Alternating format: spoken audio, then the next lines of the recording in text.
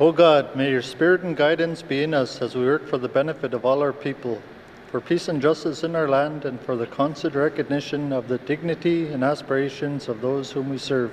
Amen.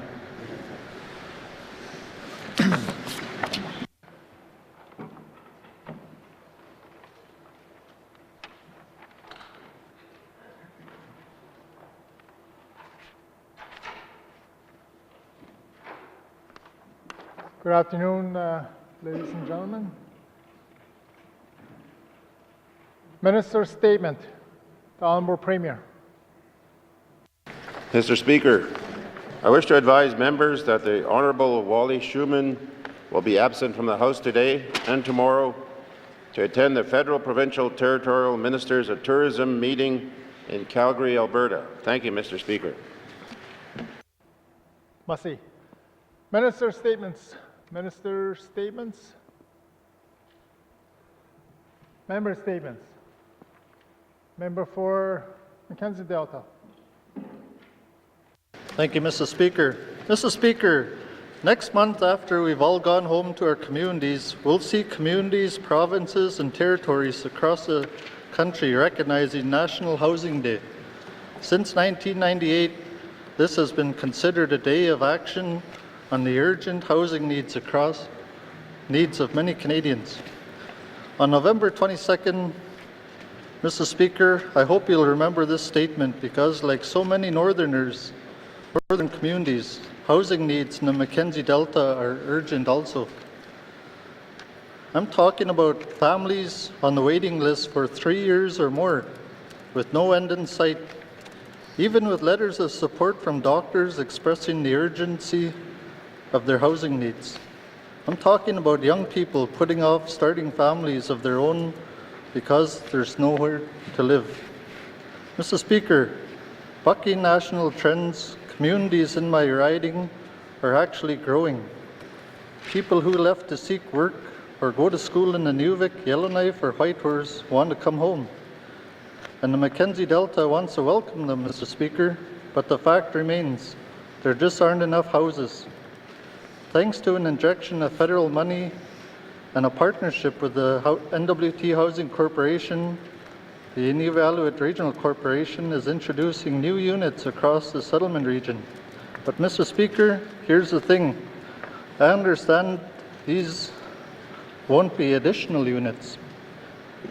Instead, slowly replacing stock that's aging out of the Housing Corporation's inventory. This means we'll still be in a shortage, especially in Aklavik and Fort McPherson. The N.W.T. Housing Corporation has some existing projects underway, Mr. Speaker, but there's still a long way to go to put a roof over the heads of some of our most vulnerable residents. And I'll have questions for the Minister later today. Thank you.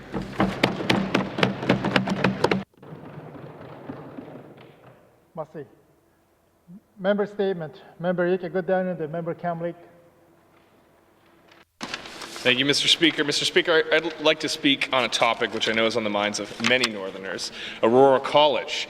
When most of us were elected in 2015, we made post-secondary education and the future of the college a key campaign issue. So it was not a surprise that that made its way into our mandate. And yet after 3 years, we are no further ahead on post-secondary education and a renewed mandate for Aurora College than when we started. I, like many others, are concerned by the tone and shape this conversation has taken. We've seen a report published advising the N.W.T. of how best to move forward on this investment in the next generation of Northerners. And it seems to many that this investment has become a political football, thrown back and forth for the benefit of politicians rather than for the benefit of students and residents of the Northwest Territories. The decision-making process has been delayed again and again, and I assume that the minister's much-anticipated response to this report will again hold off any decision by this legislative body until after the next election. This means that with this existing process, the college and students cannot begin a plan for the prospect of expanding Northern education until 2019 or 2020 at best, based on the rate the government has put into this project to date. Mr. Speaker, let me be clear. The current focus of this government is not student-centered. Again, this has become a political hockey puck being passed around with seemingly no end. How can students and their parents in the N.W.T have confidence that this government has their best interests in mind? At present, our talks seem to pit community against community, as opposed to trying to find a consensus of what is ultimately best for Northern students. Students, regardless of the final location of the college, will need amenities, housing, social, educational, access to transport, technological solutions, and a well-rounded quality of campus life. These must be at the center of our decision-making process, as opposed to what is most politically expedient for particular MLAs that put the interests of one community above others. Young Northerners need to know that this government has their best interests in mind, and that we are committed to putting their needs up before the political calculations of individual members. I hope we can, as a Legislative Assembly, find a meaningful consensus and allow shovels to get into the ground as soon as possible. Thank you, Mr. Speaker. Massey. Member statement. Member Ike Godanen there. Member Decho. Must see, Mr. Speaker. Mr. Speaker, in small northern communities, having each other is all we have, and helping each other in a time of need is essential. Mr. Speaker, kaya actilia, let's say dini de letatsini letatse di gora lotneton negotin deni de kagundi. Case in point, at the beginning of the month, there was a family in Fort Providence that were at their fall fish camp and attempted to walk back to the community. After 2 days of walking and 3/4 of the way into town, an elderly couple had to be rescued as nighttime temperatures dipped to -7. Mr. Speaker, Elder Antoine Canadian and Celine Lesage are both active traditional harvesters that fish in the fall time. They experienced mechanical issues with their outboard motor and decided to walk back to town. After the second night of their walk back to town, the elders sent their 2 grandchildren for help. The search team was mobilized with people on quads, boats, and a helicopter. Mr. Speaker, fortunately, the elders were located and brought into town and to the health center. Both are doing well and are grateful for their bush survival skills, which enabled them to survive without food or water during their walk back to town. The special thanks to the following people: James Nadley, Eric Nadley, Ernest Nadley, and George Nadley, Sheldon Farsi, Cameron Sapp, Michael Vandal, Rick Lesage, Colin Maluski, Danny Beaulieu, and Edward Landry. Mr. Speaker, Elder Antoine Canadian and Celine Lesage are very thankful to the people that went out searching for them. Merci, Mr. Speaker.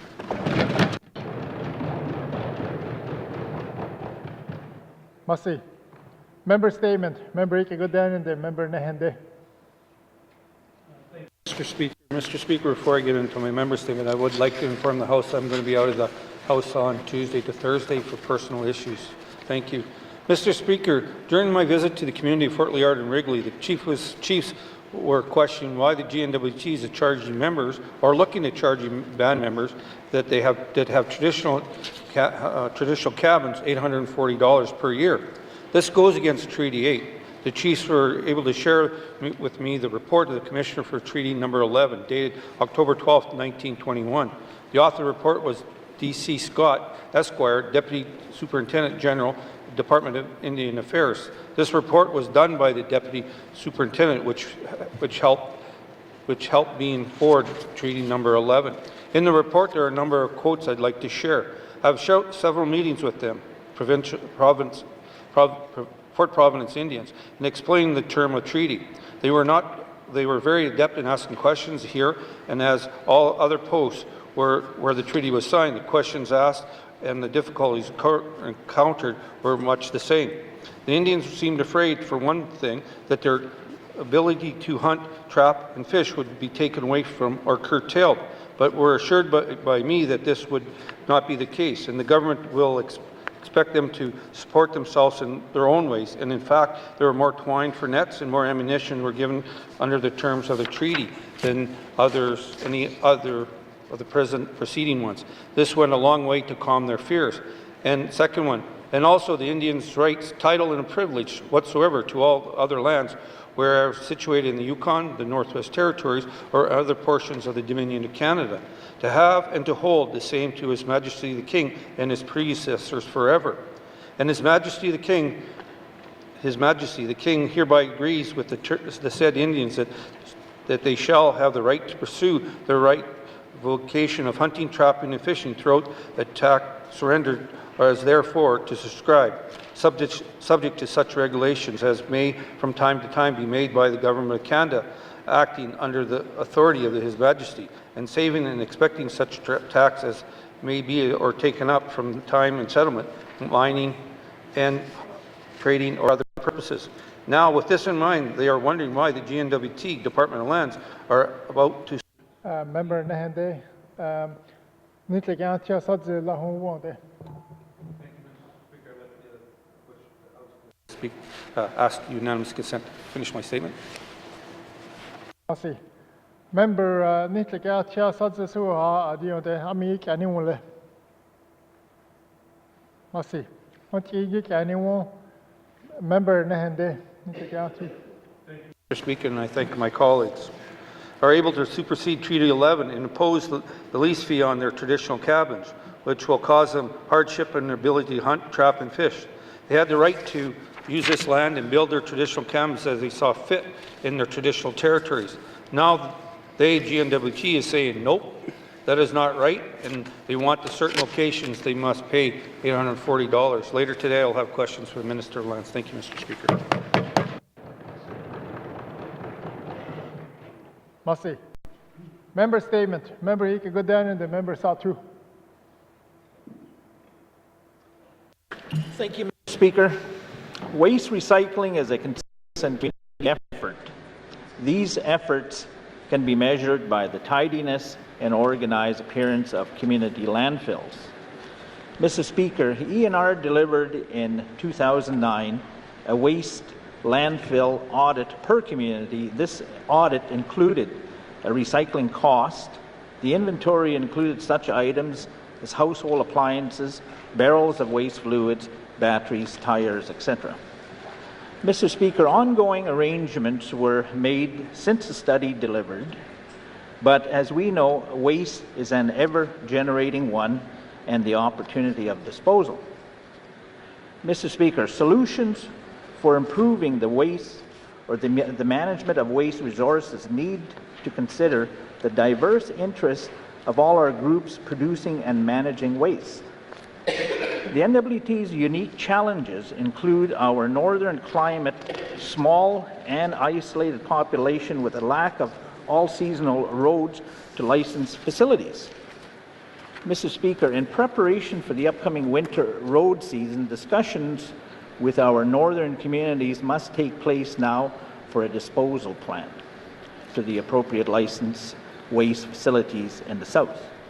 Later, Mr. Speaker, I will have questions to the Minister of Environment, Natural Resources. Massey.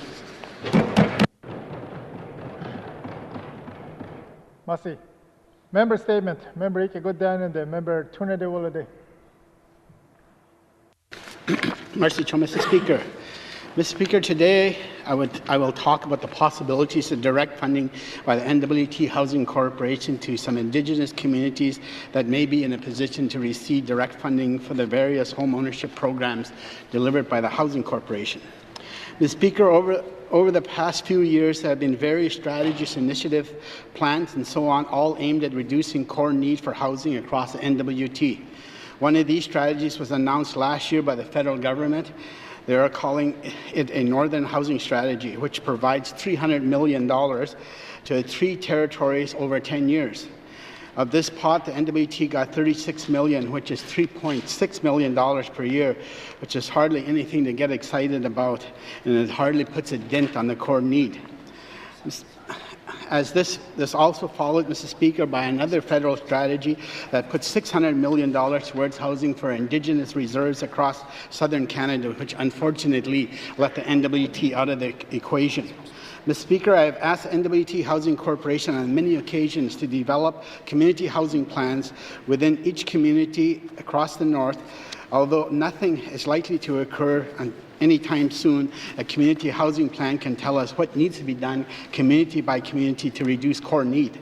Ms. Speaker, I'm not sure the N.W.T Housing Corporation knows what it will take to develop these housing plans, and if they were to develop the plans, it would be beyond the life of this government. However, Mr. Speaker, I have a solution. Right now, the Housing Corporation has the ability to sign partnership agreements with communities that can get projects completed. I suggest the Housing Corporation begin working with communities to determine which of them can take responsibility for home ownership programs delivered to its residents. Over the next few months, Mr. Speaker, the Housing Corporation can deliver programs that will keep seniors in their own home as long as possible, and the plan can involve home care programs from Health and Social Services. I'm not talking about Aging in Place program that is currently rolled out by the Housing Corporation for $10,000. It's a good program, but it's not enough money to modify the homes to make homes senior friendly. We need houses that where seniors can move around barrier-free and are efficient to operate. Mr. Speaker, I can go on and on about the benefits of just one initiative I have in mind. Mr. Speaker, I seek unanimous consent to conclude my statement. Member Nitliga Chanada Dan Hekadi the Amik Animule Masi. Montigi Agio, member Tuna de Wolade, Nadant Anuhogion. Mr. Speaker, it's time for the N.W.T. Housing Corporation to start funding community governments directly in order to put people to work and help seniors stay in their own homes and their own communities as long as possible. Mr. Speaker. Masi. Member statement. Member Ike Godan and the member YELLOWKNIFE Centre. Mr. Speaker. Mr. Speaker, I rise today to talk about the external review of the Aurora College Social Work Diploma Program. I obtained the review last month, not through the Minister, but through an access to information request. I believe that one of the reasons this review has not been made public is because it contradicts the government's line. The review shows the program is worthwhile. It should never have been cut. Instead, it must be redeveloped to improve student success. Mr. Speaker, the decision to end the social work program came in response to the government's decision to cut spending in all departments, including Aurora College. After the uproar over ending the program, the Minister of the day reinstated it, but then put the enrollment on hold. Only after all of that happened did the college contract a review of the social work program. Mr. Speaker, after a second year without enrollment, the program is dying a slow death, and the decision to let it die is fundamentally wrong. The program has many strengths, including meeting the requirements for licensed social workers, its excellent instructors, its students who are from the population they'll be working with as social workers. What would make it a better program, as the review recommends, is redeveloping it as a Bachelor of Social Work degree. Degrees are now the norm for social workers. A degree program would address the problem of students having to take third and fourth year courses in their first year because university-level elective courses aren't available in Yellowknife. Mr. Speaker, the review makes some other important recommendations. First, to gather program partners together to create an advisory committee that will assist with development of the program and future evaluation. Second, improve program reporting so that both the college and the program itself are using the same measurements. Third, screen students more rigorously to ensure they can meet the challenges of the program and provide them with more support to graduate on time. Mr. Speaker, the Aurora College Foundational Review recommends the college become a degree-granting institution with the social work program. The government must immediately work with the college to implement the report recommendations before the lost staff and students leave and there's nothing left to work with. Mr. Speaker. Masi. Member statement. Member Ike Godan and the member Freemlake. Merci, Monsieur le Président. On October 4th, federal ministers announced that they would begin negotiation of an offshore petroleum resource co-management and resource sharing agreement with Yukon, the Inuvialuit, and the Northwest Territories. The federal ministers also announced their intention to, quote, co-develop the scope and governance framework for a science-based life cycle impact assessment review every 5 years that takes into account marine and climate change science with regard to the moratorium on rights issuances. The ministers also said that the terms of the existing licenses in the Arctic offshore will be preserved by remitting the balance of any financial deposit to affected license holders, and that required license activities will be suspended for the duration of the moratorium. Even Russia has an indefinite state-imposed offshore petroleum rights issuance moratorium in place that will remain in force until at least 2020 to ensure orderly development. There has been no work in the Canadian Arctic offshore since at least 2014 and no drilling since 2006, as there is simply no interest. Most serious is that there is no proven method of stopping a blowout and no company has a proven same-season well relief capacity. Oil spill contingency in the Arctic offshore is also inadequate. The likelihood of any future offshore petroleum development in the next 10 years is very dim at best and very risky. It's not the kind of future I would bet on, and there is certainly a need to look at more sustainable and reliable economic activities for the region. While I welcome the news of the negotiations, what is not clear is how much the negotiations will cost our government and how regular MLAs will be involved in the development of the negotiation mandate and then regularly updated. It is rather ironic that our government will participate in a science-based life cycle impact assessment of offshore petroleum petroleum exploration and development when Cabinet has refused to do the same for onshore hydraulic fracturing, despite this being part of our mandate. I will have questions for the Premier later today. Mussy, Mr. Speaker. Mussy. Member statement. Member Ike Goodman and Member Yellowknife North. Thank you, Mr. Speaker. Mr. Speaker, during the 18th Assembly, we've been talking a lot about the knowledge economy and the potential for developing centres of excellence and knowledge clusters. These are important aspects of our mandate commitment to diversify the economy. To that end, I'm excited to tell members of the Assembly about a new initiative called the Incubator for Northern Design and Innovation, or INDI. The concept of INDI was developed by my friend, Dr. Gavin Renwick. He has taught and worked in architecture and design in the North for over 2 decades. His groundbreaking doctorate thesis connected traditional knowledge with contemporary design. Gavin is also the Canada Research Chair in Design Studies.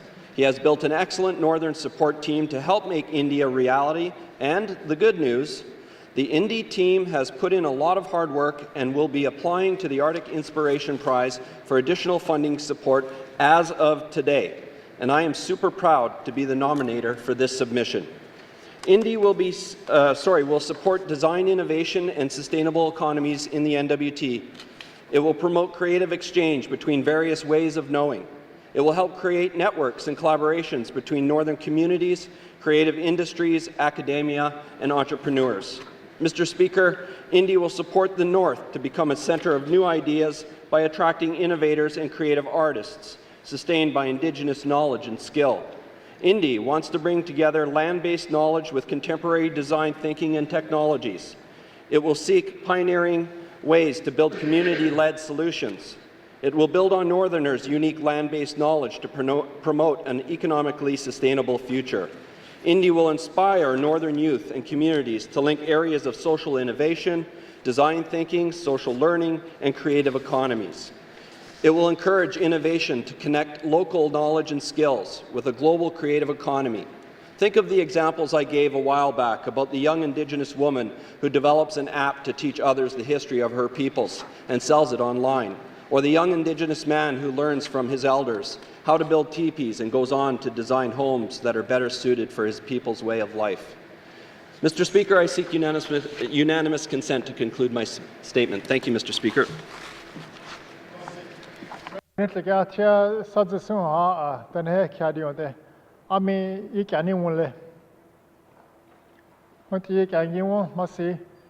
Member Yellowknife North,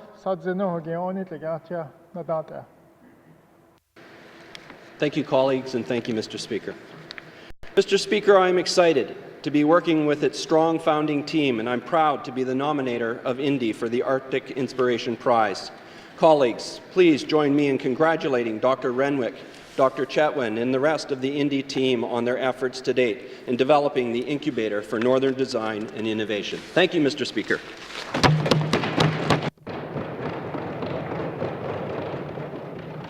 Mussy. Member statement. Member Ike Goodman and Member Hay River North. Thank you, Mr. Speaker. Mr. Speaker, in 2015, this House passed a motion introduced by the former MLA for Hay River South to formally observe today, October 15th, as an annual special day of awareness and remembrance for pregnancy and infant loss in the Northwest Territories. In doing so, the N.W.T. joined a number of other jurisdictions in Canada and around the world which use today to recognize and raise awareness of the prominence of pregnancy loss and infant death with an aim to support women and families who experience such losses and to remember the children who have passed.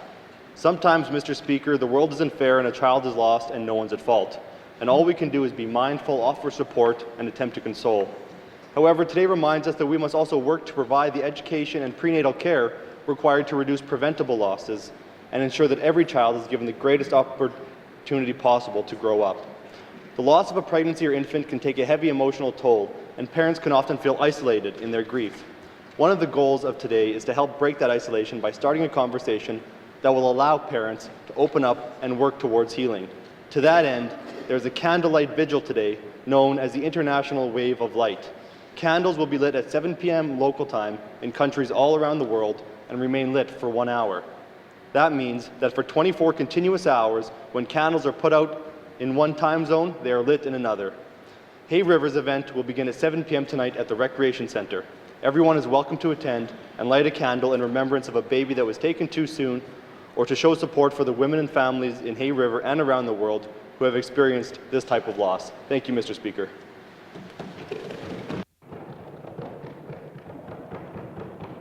Merci. Member statement. Member Ike Godan and the member N.W.T. Good evening, Mr. Speaker. Mr. Speaker, housing continues to be one of the biggest contributing factors to social ills within the N.W.T. region. Although $15 million was delivered directly to the Untitled Regional Corporation from the federal government, the need for more homes to be constructed is bleakly felt by those who continue to remain on the waiting list. With the cancellation of MTS barges, this means four homes aren't being built to completion this winter. Mr. Speaker, housing can be more than just a building. Housing can be an opportunity for social progress. The communities have strength and skills that could be of use, that need to be used. Building on these local capacities can give our people a sense of empowerment and resilience. Mr. Speaker, the Government of Northwest Territories needs to take a look at the contractors who build these homes in the territory. Recently in N.W.T, there have been unfinished homes due to contractors not fulfilling commitments to the Housing Corporation.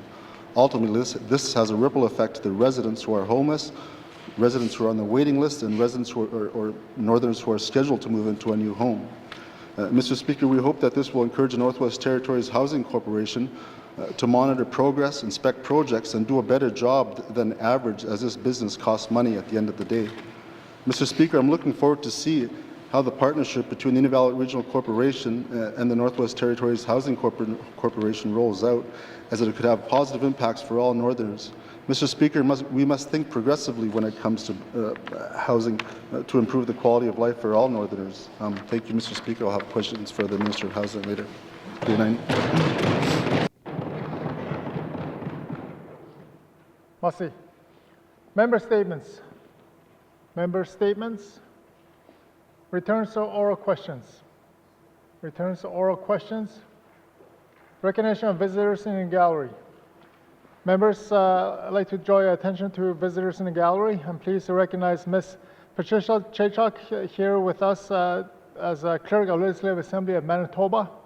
Ms. Chaychuk has come north with a group of visiting interns from Manitoba Legislature who will be our guests during this week. Please join me in welcoming Ms. Chaychuk to our proceedings today. Welcome.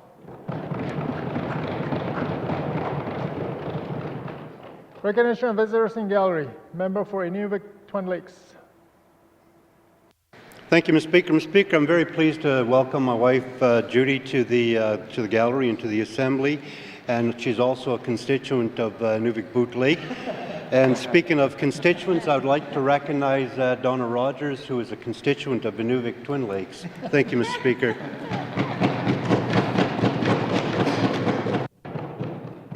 Merci. Recognition of visitors in the gallery. Member for Yellowknife North. Thank you, Mr. Speaker. Mr. Speaker, today it is my pleasure to recognize two key members of the Incubator for Northern Design and Innovation. I'd like to recognize Dr. Courtney Chatwin, artist and researcher. She is also the Chief Development Officer of Indy and happens to be a Yellowknife North resident. I'd also like to recognize my good friend, Dr. Gavin Renwick. He's the Canada Research Chair in Design Studies and is the Creative Director of INDI. Welcome. Thank you for being here. Merci. Recognition of visitors in gallery. Member for Inuvik Boot Lake. Thank you, Mr. Speaker. Mr. Speaker, it's always an honour to come and sit to the House and see the proceedings. And over the years, I haven't seen Ms. Donna Rogers here, so I'd like to welcome her from Inuvik, even though she's a constituent of Twin Lakes, and welcome my constituent from Boot Lake, Ms. Judy McLeod. We also have some special guests in the audience here, Mr. Howie Miller, well-renowned Canadian comedian, so welcome. I know he's passing through from Iqaluit with his wife, Jen Houseman, and I'd also just like to recognize Mr. Denise Nakeko, longtime friend and good basketball buddy of mine. So just thank you, Mr. Speaker.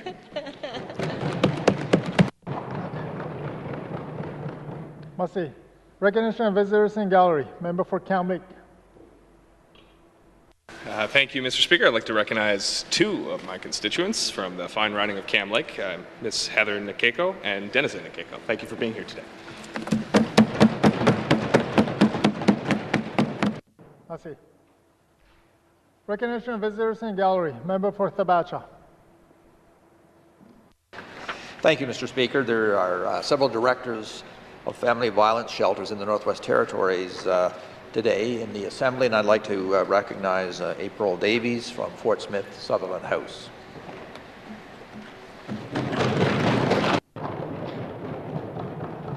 Merci. Recognition of visitors in gallery. Member for Nunavut. Thank you, Mr. Speaker. I, as well, too, have a constituent from Tuktoyaktuk, Ms. Sandra Elias, who's one of the directors for the Family Violence Shelters, Northwest Territories. So, welcome, Sandra. Thank you, Mr. Speaker. Merci. Recognition of visitors in gallery. Member for Yellowknife Centre. Thank you, Mr. Speaker. In addition to Ms. Rogers being a constituent of Inuvik Boot Lake, she's also the director of the Inuvik Shelter, and she's here for the Family Violence Shelter Network meeting. Thank you.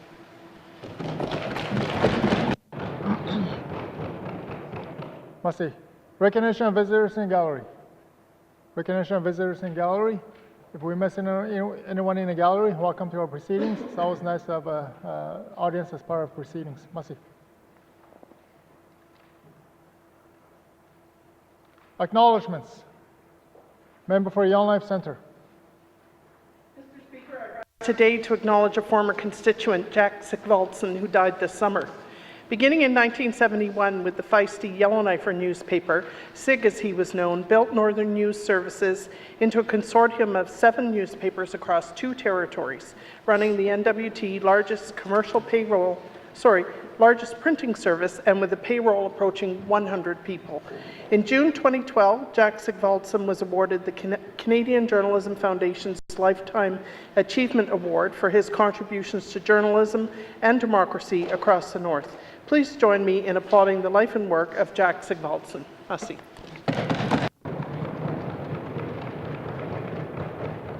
Merci. Acknowledgements. Acknowledgements. Oral questions. Member for Nunavut. Thank you, Mr. Speaker. Mr. Speaker, earlier I spoke about housing issues in Nunavut and my questions for the Minister of Housing Corporation. Mr. Speaker, with the agreement between the N.W.T. and IRC being a step in the right direction, Mr. Speaker, my question is, will this agreement bring up the number of housing units needed in Nunavut in 2018? Thank you, Mr. Speaker. Minister of N.W.T. Housing Corporation.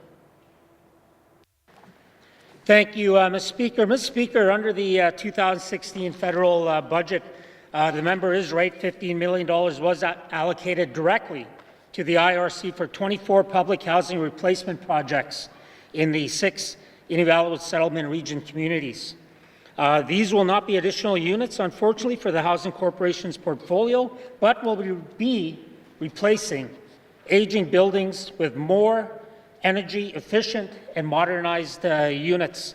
The IRC did secure the additional funding in 18-19 to also deliver an additional 10 public housing replacements for the Northwest Territories Housing Corp.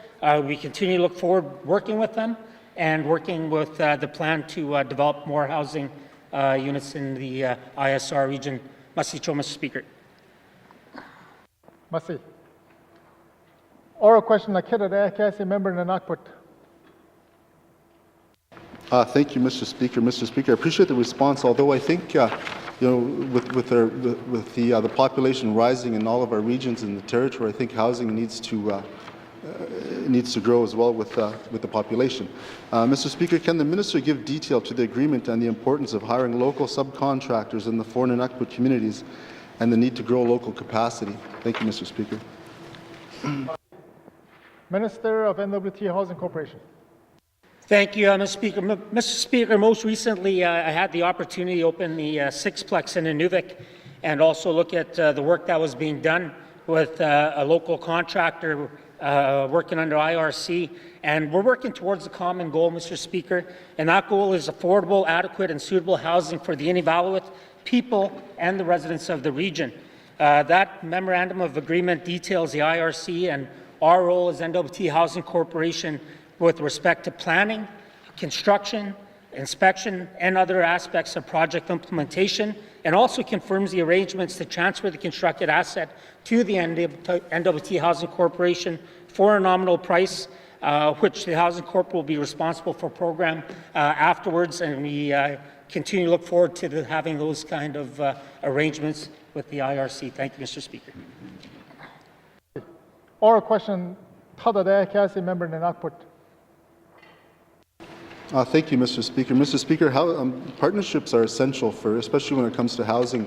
How partnerships can possibly eliminate some of the errors that have happened in the past where homes remain unfinished. Mr. Speaker, with the cancellation of the MTS shipments to the region, MTS has directly declared that only essential equipment, gear, and dry goods will be delivered. Mr. Speaker, there are building materials that are stuck in Inuvik.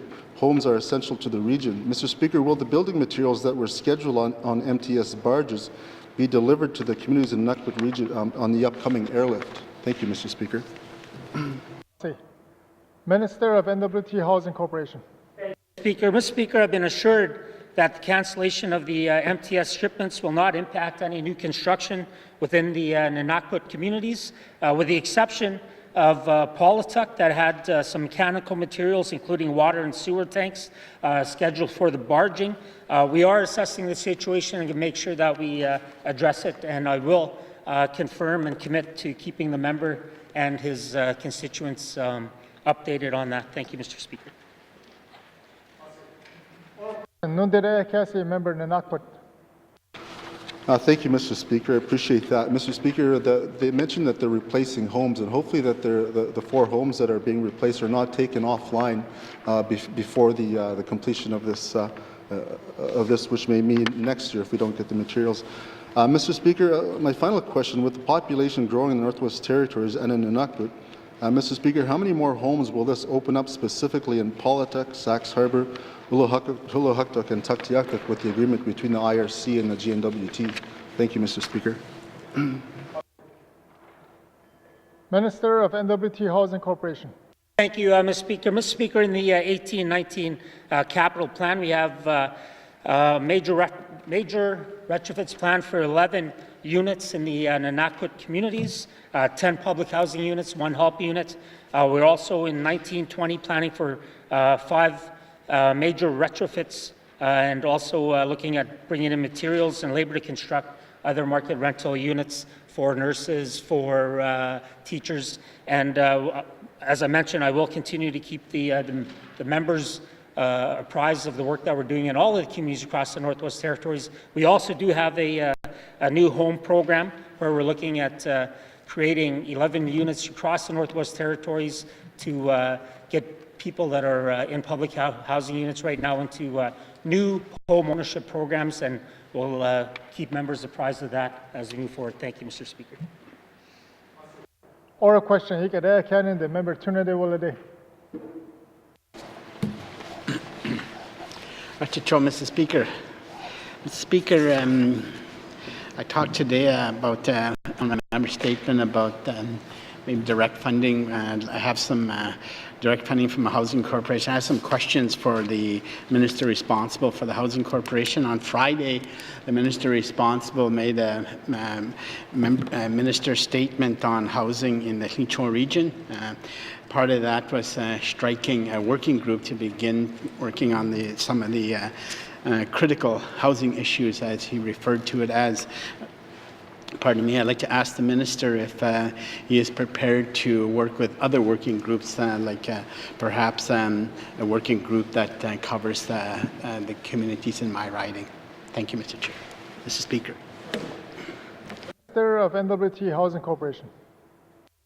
Thank you, Mr. Speaker. And I think over the last few years, we've been seeing some very strong partnerships, strong positive partnerships. As you heard, I just talked about our partnership with the IRC. The Huicho Minister's statement that I gave on Friday, working with the Huicho leadership there, was a very positive relationship. And yes, I am willing to work with a member, work with their leadership to address the housing issues in their communities. Thank you, Mr. Speaker. Member Tunade Willade. Mr. Speaker, I'd like to ask the Minister if the Minister would be willing to move the community housing plans up to maybe address the community housing plans for the communities in Tunade Willade as soon as possible. Thank you. Minister of N.W.T. Housing Corporation.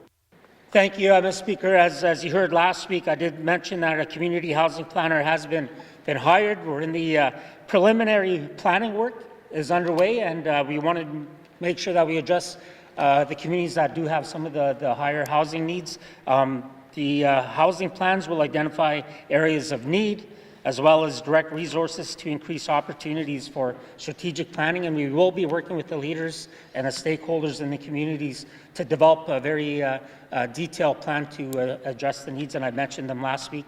And I will work with the member, and I'll work with the N.W.T. Housing Corporation to make sure that the communities need that are in the biggest need in the members' riding are addressed. Thank you, Mr. Speaker. Oral question, Member Tunade Willade. Thank you, Mr. Speaker.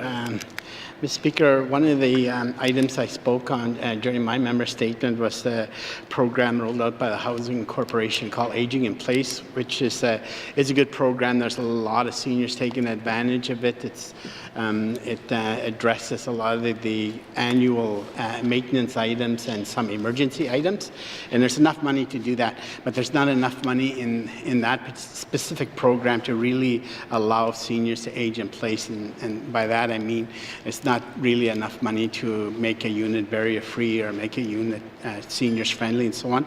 I'd like to ask the Minister if they would take a second look at either expanding that program to a major program which can allow houses to be set to a barrier-free state or senior-friendly state. Thank you. Minister of N.W.T. Housing Corporation. Thank you, Mr. Speaker. Currently, we're going through a strategic renewal process. That program in particular, we will be taking a look at. We also do have other work that we're doing that I'd be more than happy to share with the member, such as the community housing support initiatives that we work with Indigenous governments and organizations, as well as NGOs to provide funding. And we'll, as we go through our strategic renewal, we'll be updating members, we'll be updating committee, as well as all of our stakeholders across the territory. Thank you, Mr. Speaker. Question, Member Tunade Willade. Mr. Speaker. Mr. Speaker, one of the things that I've often advocated for is to have staff from the N.W.T. Housing Corporation, program staff and technical staff go into the homes of the various individuals that need housing, and especially seniors.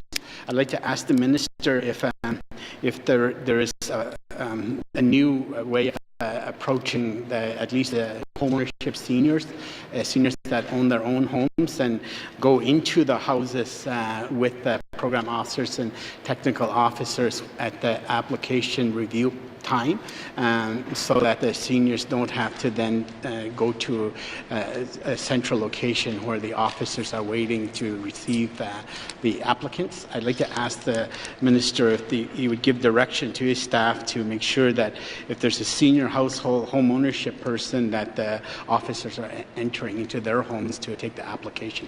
Thank you, Mr. Speaker. Minister of N.W.T. Housing Corporation.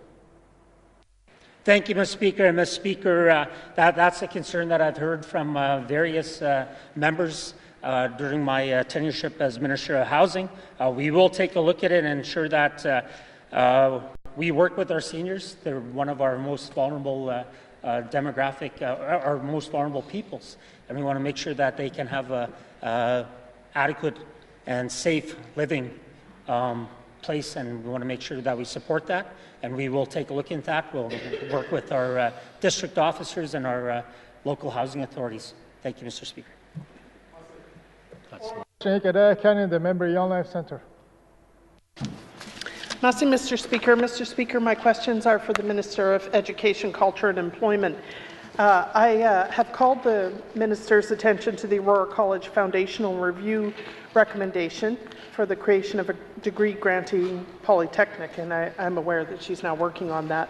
With the social work program report, the Minister has a thorough roadmap in hand for creating a degree-granting program at the new polytechnic. Will the Minister use this report to make a start on our course offerings in the new institution? Merci. Minister of Education, Culture and Employment. Thank you, Mr. Speaker. So yes, once the Associate Deputy Minister for Post-Secondary Renewal is in place, that person will be responsible for utilizing both the Aurora College Foundational Review and the internal review on the social work program that was done by the college. Thank you, Mr. Chair. Merci. Oral question. Nakita Cassie, member Yellowknife Centre. Speaker, thank you to the Minister for that response. Mr. Speaker, it's my understanding that there is already a loss of one of the 3 instructors, and the college is now down to just a handful of students who are finishing up their program. What is the Minister's intention for this program in the meantime before the review is implemented? Thank you. Merci. Minister of Education, Culture and Employment. Thank you, Mr. Speaker. So for this school year, the program is providing support for students that are trying to finish up. Next year, it won't be happening. It's really important to note that the internal review didn't just give an outline that said, here's to go. It gave options similar to the Aurora College Foundational Review. Some of those options were either stay with the program using the University of Regina, looking at other universities so that the skills are more, the credits are more transferable, or doing a standalone university. And each one of those takes time to be able to research them and get them correct. Thank you, Mr. Chair. Speaker.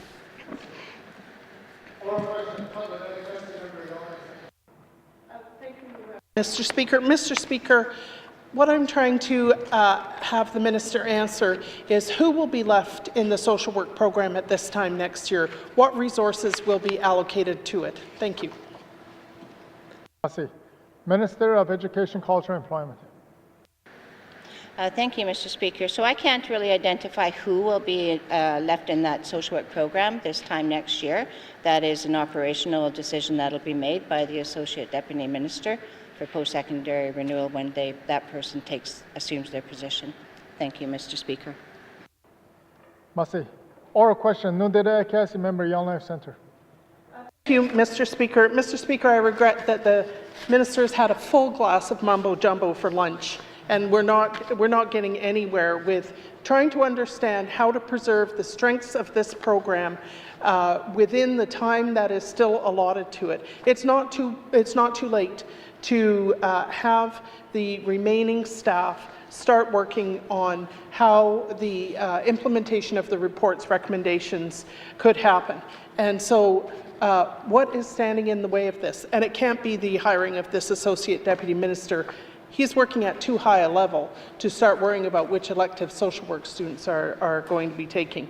So once again, I'd like to know from the Minister what she's going to do to preserve the strengths of the program in the short term. Thank you. Employment. Thank you, Mr. Speaker. So it's well known that my degree is also in social work and I have a personal commitment. The social work program is also identified in our Skills for Success in the top 10 positions in the Northwest Territories coming up. But I need to put aside my personal biases. This needs to be a review that's done by the person that is the expert, and that will be the Associate Deputy Minister of Post-Secondary Renewal. There are things, yes, the current staff that are in the social program can help with program curriculum, but can they build the relationships with universities across Canada? Is that the role of a professor, to go about and look at the different universities, the different options, and then decide the best path forward? I beg to differ, Mr. Speaker. I believe that is a higher level position to be able to build those relationships. And both reviews, both the Aurora College Foundational Review and the Social Work Review, said build relationships with post-secondary educations. That is the first step. Thank you, Mr. Speaker. Merci. Oral question, the member of Frame Lake. Merci, Monsieur le Président. My questions are for the Premier in his role as Minister for Intergovernmental Affairs. During my statement earlier today, I questioned the likelihood and safety of offshore petroleum development and production. Does the Premier have any confirmation that such offshore development is going to take place in the next few years? And if so, can he table it in the House? Merci, Mr. Speaker. Merci. The Honourable Premier. Thank you, Mr. Speaker. There is industry interest in the oil and gas resources in the Beaufort Sea. There was evidence of that when industry successfully bid $2.3 billion worth of work. And also, we know that there are recoverable estimates of 7 billion barrels of oil and 82 billion cubic feet of natural gas in the offshore. However, at the present time, with the current moratorium, all activity and interest is on hold until there is certainty. If and when the moratorium is lifted, companies will make decisions on whether or not and when to conduct future exploration and development. Thank you, Mr. Speaker. Merci. Oral question, the member of Frame Lake. Merci, Monsieur le Président. Thanks to the Premier for that. Of course, there hasn't been any drilling since 2006, but a lot of resources will need to go into negotiation of this multi-party offshore petroleum resource co-management and revenue sharing agreement. Can the Premier describe how our government is preparing for such negotiations and what the cost will be? Merci, Mr. Speaker. The Honourable Premier.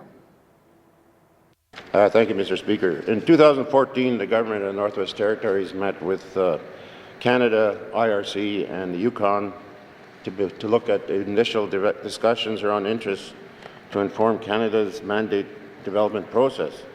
We also had some preliminary discussions with Newfoundland and Labrador to start a process of information sharing around their experience in the offshore.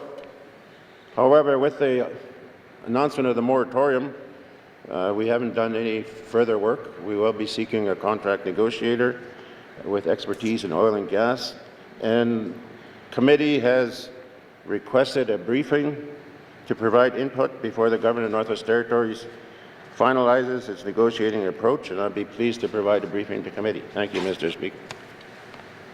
Merci. Oral question, member Frame Lake. Merci, Monsieur le Président. I'd like to thank the Premier for that.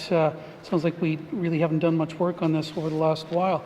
And I certainly don't have any objection in principle to the negotiation of such an agreement and revenue sharing. But of course, it doesn't seem like there's going to be much development in the foreseeable future. So can the Premier tell us what the role is going to be for regular MLAs in developing the negotiation mandate and how he intends to keep us informed? Merci, Mr. Speaker. Merci. The Honourable Premier. Thank you, Mr. Speaker. As I indicated, we'll be asking for time slot to brief committee, and committee will be involved like they are in all of the other processes in this government. Thank you, Mr. Speaker. Merci. Oral question, Nundere Kasi, member Frame Lake.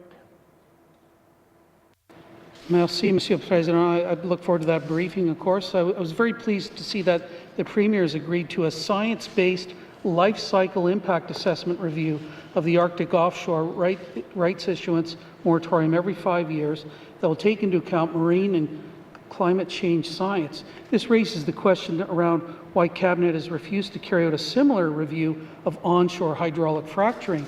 Can the Premier explain this inconsistency and when the public can expect a public review of onshore hydraulic fracturing? Merci, Mr. Speaker.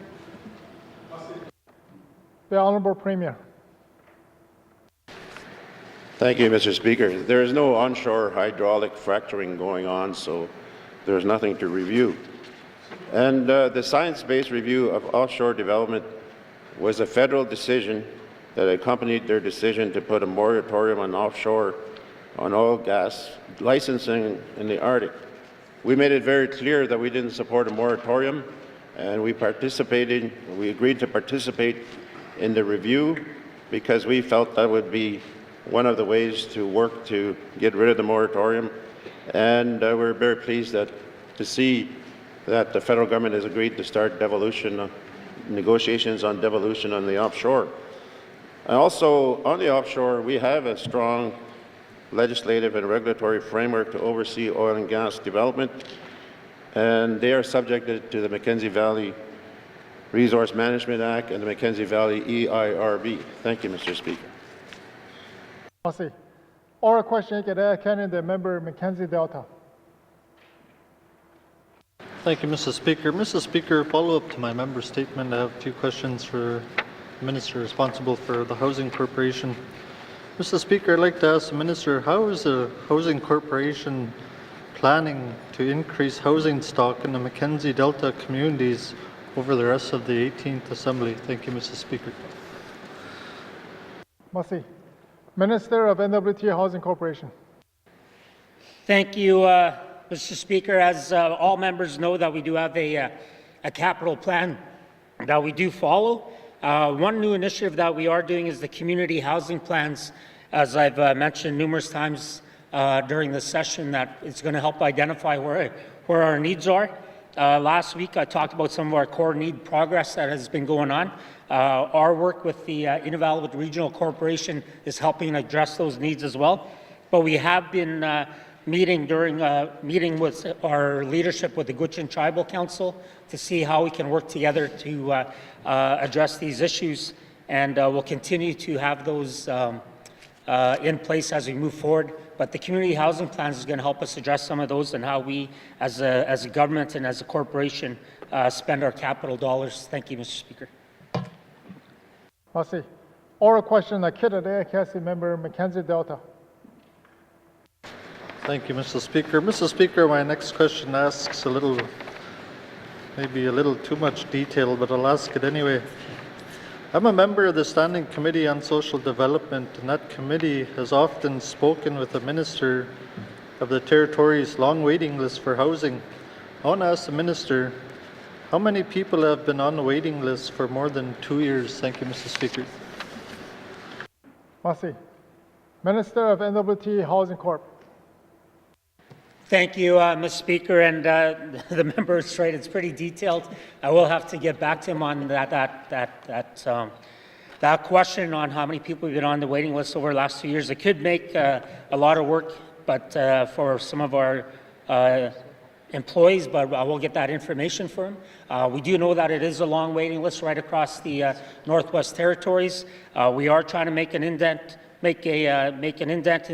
into that, and working with our partners such as EC&E, working with infrastructure, going through our capital plannings, but most importantly, we are still continuing to work with our federal counterparts to nail down a bilateral agreement and look at funding. As the member from Trinidad Welladay had mentioned earlier, there was some National Northern Housing Fund that I believe we got shortchanged on, and we want to address that so that our residents of the Northwest Territories and us as a government and our Indigenous governments get the funding that they do deserve to address our housing needs right across the N.W.T. in our communities. Thank you, Mr. Speaker.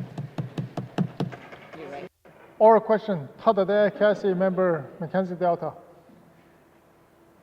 Thank you, Mr. Speaker. Mr. Speaker, I know we'll see a number of changes over the next years. I know there's a number of units that haven't been completed yet that are being built at the moment, but I'd like to ask the Minister, Mr. Speaker, we need to represent these residents stuck in the housing limbo with some viable options. How will the Housing Corporation take action to rescue these residents from the waiting list? Thank you, Mr. Speaker. Minister of N.W.T. Housing Corporation. Thank you, Mr. Speaker. Mr. Speaker, I agree. As members of the Legislative Assembly, we all have these issues of people that are on the waiting list. We also, like I mentioned, we have a good working relationship with the Department of EC&E. We have a lot of programs in place, such as major retrofits. We've had good partnerships with the Salt River First Nations, the IRC, Fort Good Hope bands, the Fort Good Hope Band, and we want to make sure that we address that waiting list. Our Northern Pathways to Housing is another good initiative in transitioning some of our homeless people into more public housing units. We got a long list of work that we are doing to address core needs, but there is that waiting list that we do need to address as well, and we want to make sure that we're trying the best that we can. Thank you, Mr. Speaker. Massey. Oral question, Hikada Kanin, the member Kamlik. Thank you, Mr. Speaker. My honourable friend, the member for Yellowknife Centre, was asking the Minister of Education, Culture and Employment about the social work program. This program has long been a subject of interest of this Assembly. Without any student intake, it's currently withering on the vine, and now we hear we have even more delays, which is conveniently linked to my statement earlier today. So I'll ask the Minister for the member from Cam Lake, is this program going to be allowed to wither on the vine, or are we going to set new direction to allow intake until the full transformation of Aurora College can take place? Thank you. Minister of Education, Culture and Employment. Thank you, Mr. Speaker. I have made a commitment, and I will stand by my commitment, that I am not willing to let Aurora College stay status quo. There are issues that need to be addressed within our post-secondary education, and my commitment is to making sure that we have the best quality post-secondary and secondary and elementary education for our students as possible. Thank you, Mr. Speaker. Massey. Oral question, Nakeda Kasi, member Kamlik. Thank you, Mr. Speaker. So the social work program, as it is, could the minister make the improvements, or some of the improvements that are indicated in that review, which is now public information? Could the minister implement some of those recommendations now, improve the program, and get it off and get it working the way it should to fill the much-needed gap in social workers that are indicating the government's own Skills for Success strategy? Thank you. Massey. Minister of Education, Culture and Employment. Thank you, Mr. Speaker. No, the minister cannot make those changes immediately. There's significant changes to be made. One is deciding where we want the transfer credits to go, or if it wants to be standalone. That's one issue. The other issue is it talks about having third and fourth year courses in the first year of a student attending university. That is not okay. That sets up our students to fail. That needs to be changed. And it talks about how to change that, combining it with other general arts throughout the other programs. But that has to be negotiated. This isn't something that you just automatically do. So all of the change need time. The internal review done on the social work program says develop a plan. I picked that up, and I am committed to making sure that we do a planned process that ensures that we have quality programming for our students, as said over and over. I'm all about quality programming. Thank you, Mr. Speaker. Merci. Oral question, Tadare, Council Member Kamlik. Thank you, Mr. Speaker. And I appreciate that there are areas that this can improve, and the minister is certain that these chances, that these opportunities can't be made. Then I'll ask everything hinges on the ADM, this new ADM position that's out for hire. When is the minister going to have that position in place so we can start making progress in Aurora College? Thank you. Minister of Education, Culture and Employment. Thank you, Mr. Speaker. So the competition is now open. It's going across Canada. It closes, I believe, at the end of this month. At that point, we will be conducting the interview process, and we are presuming that that person will be hired by the end of this calendar year. Thank you, Mr. Speaker. Merci. Oral question, Nundere, Council Member Kamlik. Thank you, Mr. Speaker. And if the department cannot succeed in hiring this position, what is the minister's backup plan? Are we still going to move ahead with changes, or does everything stall until we can fill that position? Thank you. Merci. Minister of Education, Culture and Employment. Thank you, Mr. Speaker. I would be shocked if we didn't fill the position. We've had applicants from across Canada applying. I've even got 3 that came across my desk as a minister, so I'm not even sure why that would not happen, that it wouldn't be done. But as the member had spoken before, this is not, I don't know if it was a hockey puck or a football, but this is not a game, Mr. Speaker. This is about building a strong foundation. We need to do things in proper time. We need strong leadership to guide this forward. It is not appropriate that a minister that doesn't have the expertise in bringing forward post-secondary education would be designing what that post-secondary would look like. My degree is in social work. It is not on running post-secondary educations. I need the expertise. Thank you, Mr. Speaker. Merci. Oral question, the member Nahende. Thank you, Mr. Speaker. Mr. Speaker, just to follow up on a member statement today here, my questions will be for the Minister of Lands. Mr. Speaker, can the Minister explain why residents are feeling that their treaty rights are being taken away by having their cabins to be considered unauthorized occupants on their own traditional land? Thank you, Mr. Speaker. Merci. Minister of Lands. Thank you, Mr. Speaker. Currently in the Northwest Territories, there are over 700 structures on land administered by the government of Northwest Territories who do not have land tenure. Some of those untenured structures may be associated with an asserted or established Aboriginal or treaty right. Of course, this government respects treaties, and this fall, the department is engaging with Indigenous governments and organizations to initiate discussions on respectful and effective ways to identify which of these 700-plus properties, cabins, are rights-based and which are not. Thank you, Mr. Speaker. Merci. Oral question, Council Member Nahende. Mr. Speaker, and I thank the Minister for that answer. Mr. Speaker, though, we're talking regional, but we're talking about individual cabin owners. And so can the Minister advise how cabin owners are being informed about the process to identify what type of occupancy their cabins are on? Thank you, Mr. Speaker. Minister of Lands.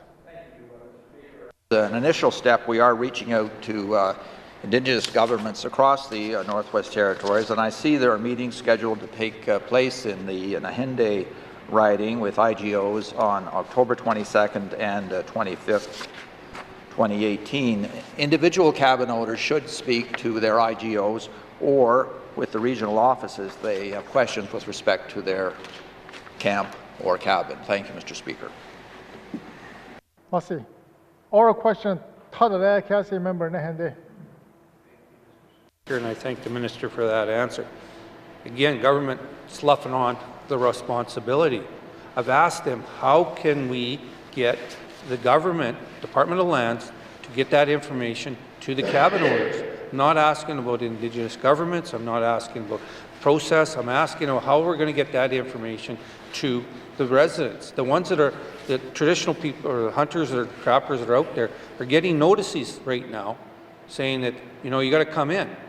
So how are we getting that information to them? Like just putting a notice up there posting? That doesn't seem right. Thank you, Mr. Speaker. Minister of Lands. Thank you, Mr. Speaker. I would encourage camp and cabin owners to see the regional lands offices for information relating to their specific cabins. As I say, there are a great number of unauthorized occupancies in the Northwest Territories, and we want to decide which of those are rights-based. We are taking the first steps by engaging with Indigenous governments with respect to this matter, and we would encourage individuals to speak to the regional offices regarding their specific cabins and camps. Thank you. Oral question. No data Akasi member Nahende. Thank you, Mr. Speaker, and I thank the minister for that answer. However, this is their traditional land, not the government of Northwest Territories. This is traditional lands of the First Nations. This is their land. And now we're sitting there saying they got to come to the government and explain it. So will the minister commit to provide an information sheet that we can share with our residents so they can understand the process, not just speaking here in the House, but we can get some information out to the residents so we can help them. Because right now, they're not unauthorized. They're on their traditional hunting territory. Until I find something different, you know, the government is not responsible for this. Thank you, Mr. Speaker. Minister of Lands. Yes, Mr. Speaker, as I said previously, we wish to determine which of the which cabins are unauthorized and which are rights-based. And so our initial steps are with the Indigenous governments. I'd be pleased to provide some additional information to the members opposite with respect to the process, should they wish. Thank you. Masi. Oral question. He could add the member South 2. Thank you, Mr. Speaker. Further to my statement on landfill disposal, Mr. Speaker, this is a joint effort. In preparation on an affordable shipping schedule, Mr. Speaker, this winter Husky Energy will be delivering a winter closure project in the Toledo area. My first question to the Minister of ENR, in cooperation with MACA, Infrastructure Department, and Husky Energy, can the Minister commit to working with our regional office to coordinate haulback, what do they call it again, backhaul arrangements from the landfill to licensed disposable sites in the south? Thank you, Mr. Speaker. Minister of Environment and Natural Resources. Thank you, Mr. Speaker. Mr. Speaker, in September and October of this year, ENR worked with two community governments and their contractor to identify and consolidate all their hazardous waste in preparation for transportation on the Mackenzie Valley Winter Road to an approved disposable facility. The following hazardous materials were part of this package. There was a number of pallets of used oil, glycol, and this was from a couple of communities, vehicle batteries, fuel, contaminated water. Thank you, Mr. Speaker. Masi. Oral question. Akita Akasi member South 2. Thank you, Mr. Speaker. My next question, I'm glad to hear that from the Minister. My next question leads me, will the Minister direct his regional office to work with the industry company, in this case it's Husky Energy, on identifying backhauls that could be loaded up with some of the landfill materials from the 5 communities in the Satu region for this coming winter season? Thank you, Mr. Speaker. Minister of Environment and Natural Resources. Thank you, Mr. Speaker. Mr. Speaker, as part of our waste resource management strategy, we had a number of conversations across the Northwest Territories. We had a lot of regional meetings, and we had some online questionnaires that people could fill out. We have produced a What We Heard document, and the reason I bring that up is a number of the items that the member is talking about. Some of the priority from the respondents was they would like to see bulky waste packaging and tires, appliances, vehicles and that removed from their landfill. And we continue to work with whoever we need to work with. We have to work with industry if there's opportunities to remove some of this waste site. But as I stated earlier, they are consolidating all their hazardous waste right now to haul out of the area to approved disposal site. I'm not sure exactly what transportation company or how they're using that, but I will find that out, the details of that, and share it with the member. Thank you, Mr. Speaker. Merci. Oral question, Tada Kasi, member Satu.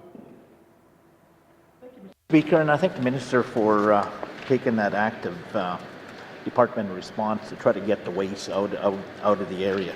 We have 2 seasons to do that for the land management on disposal. One is during the barging season, one is during the winter road season. In this case, if the Minister could commit to working with, I do believe it's Braden Brewery Expediting that has the supply chain management for shipping. If we can coordinate that between the regional office and this company to coordinate backhauls of landfill products. Thank you, Mr. Speaker. Merci. Minister of Environment and Natural Resources. Thank you, Mr. Speaker. Mr. Speaker, as I stated earlier, we'll take any opportunity to work with who we need to work with to try to take advantage of some of the empty backhauls that are going out. And so, I mean, I can commit to them, and I'm sure our folks in the region are working with them. Again, this is part of. We have the draft, the discussion paper that we released. We have a draft implementation plan that we're looking at presenting to Cabinet and very shortly here, and then we will seek further input into the implementation plan. So a lot of work has gone into this. We had a number of respondents to our questionnaire. We had 109 people, I think, show up in a lot of the engagement sessions. So it is an issue that is out there, and people are conscious of it, which is good. And we just need to do what we can as a department and as a government to support those that want to remove a lot of hazardous waste from their communities. Thank you, Mr. Speaker. Oral question, Nundida Kasi, member Satu. Thank you, Mr. Speaker. And this is not a question, but I will help the Minister's office here, help by coordinating the contacts or supplying the contacts in preparation for the trucking season. Having seen the landfills in some of the communities during my summer visits, I can really tell that they're getting overstocked with these waste objects. So I'll provide that information any way I can help. Thank you, Mr. Speaker. I'll take that as a comment. Oral question. Member for Yellowknife. Thank you, Mr. Speaker. Mr. Speaker, I'm quite frustrated with the responses from the Minister of Education, Culture and Employment about the social work program. Mr. Speaker, it was a political decision to cut that program based on the government's decision that we needed to have extensive budget cuts in the first 2 years of our mandate. And on that basis, Aurora College was told to cut programs. They cut the social work program. Now the minister is not making a political decision to reinstate it. She's hiding behind the bureaucracy and saying that it's up to them to restore it. So my question for the minister is, this is a question of political will. Do you have the political will to reinstate the social work program? Thank you. Merci. Minister of Education, Culture and Employment. Thank you, Mr. Speaker. I have the political will to make sure that we have quality programming for our students based on accredited standards. I have the political will to know that the social work program and the Bachelor of Education program are in our top 10 needed skills within the territories in the next 15 years. I have the political will, Mr. Speaker, therefore, to tell the person that takes the position, as I've stated many times in the House, that the first programs to be reviewed within the context of the Aurora College is the social work and the degree in education. Thank you, Mr. Speaker. Thank you. Oral question, Nakita Kasi, member Yellowknife Centre. Mr. Speaker. Mr. Speaker, I wonder what the minister thinks will be left of that social work program by the time she hires her expert and the expert comes up with a plan and an evaluation that's already done is redone. What will be left of the program that's there today? Thank you. Minister of Education, Culture, and Employment. Thank you, Mr. Speaker. What I'm hoping will be left when this is done is that we will keep the strengths that are offered within the social work program currently, and also address the weaknesses that have been identified in both reports. Thank you, Mr. Speaker. Merci. Oral question, Tada de Akasi, member, Young Life Centre. Thank you, Mr. Speaker. The thing that I find difficult to understand is what of those strengths will be left in a year from now. And for sure, it's going to take a year. Things move very slowly in government, I've learned. So what will be left of the strengths of this program to preserve by the time the new person gets around to working on the social work program? Thank you. Merci. Minister of Education, Culture, and Employment. Thank you, Mr. Speaker. One of the greatest strengths within the program that was identified in the internal review was that it takes a northern context, taking people on the land, bringing others, etc. That will be there because, Mr. Speaker, thank you to a previous Minister of Education who was really focused on language and culture. We have language and culture programming throughout our education system, including our post-secondary. So I can't take credit for that. I do have to give credit where it was deserved. That was a previous minister, Minister Lafferty, I believe, at the time. And so we will make sure that the strongest component, that it is culturally based, will remain. Thank you, Mr. Speaker. Merci. Oral question, Nundira Akasi, member, White Young Life Centre. Mr. Speaker. Mr. Speaker, I thank the minister for her response. Of course, it's not what I want to hear because it lacks the specificity of telling students who are interested in social work and instructors who are teaching social work that there is a light at the end of the tunnel. Ever since this upheaval was created by the previous minister of implementing cuts at Aurora College, the goalposts just keep moving and moving, that we have to wait for the review, we have to wait for the management response. Now we're waiting for an expert. And so I really encourage the minister to expedite the response to the program evaluation and the retooling of the social work program as soon as possible. Will it happen in the life of this Assembly? Thank you. Minister of Education, Culture, and Employment. Thank you, Mr. Speaker. So, yes, I am, like I said many times, the priority as soon as that person is in place. The first priority of all the evaluations is to be the social work program and the degree in education, and that will be a priority. And so, yes, that evaluation better happen in the life of this Assembly. Thank you, Mr. Speaker. Merci. Oral question, Hikada Canada, the member Nahende. Thank you, Mr. Speaker. Mr. Speaker, I'd like to follow up with some more questions to Lands, Minister for Lands. When he talked about going into Henday to consult and talk to the people, he's talking about October 22nd and the 25th. So there are 6 communities in the Henday riding. So can the minister please explain where they're meeting and who they're meeting with? Thank you, Mr. Speaker. Merci. Minister of Lands. Yes, thank you, Mr. Speaker. I am aware of the dates and the fact that they are going to meet with IGOs on the 22nd and 25th, but I'm not certain as to who they are meeting with and in which locations, but I can certainly get that information for the member opposite. Thank you. Merci. Oral question, Akira Cassie, member Nahende. Thank you, Mr. Speaker, and I appreciate the minister providing to get that information to us. But my big question, is there are 6 communities, and if we're only going to be meeting X amount, how is the government going to be paying to have these people come in, or are they going to the communities? Thank you, Mr. Speaker. Merci. Minister of Lands.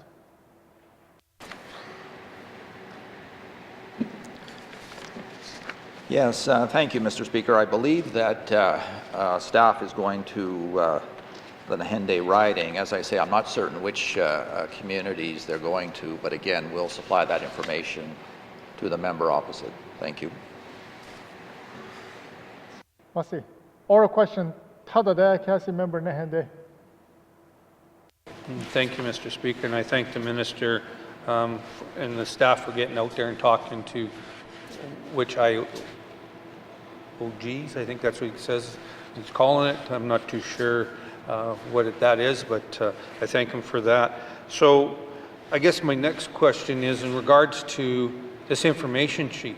Why wasn't this information sheet done before they started posting up? So why wasn't this information shared out there to the general public until now asking for it? Thank you, Mr. Speaker. Masi. Minister of Lands.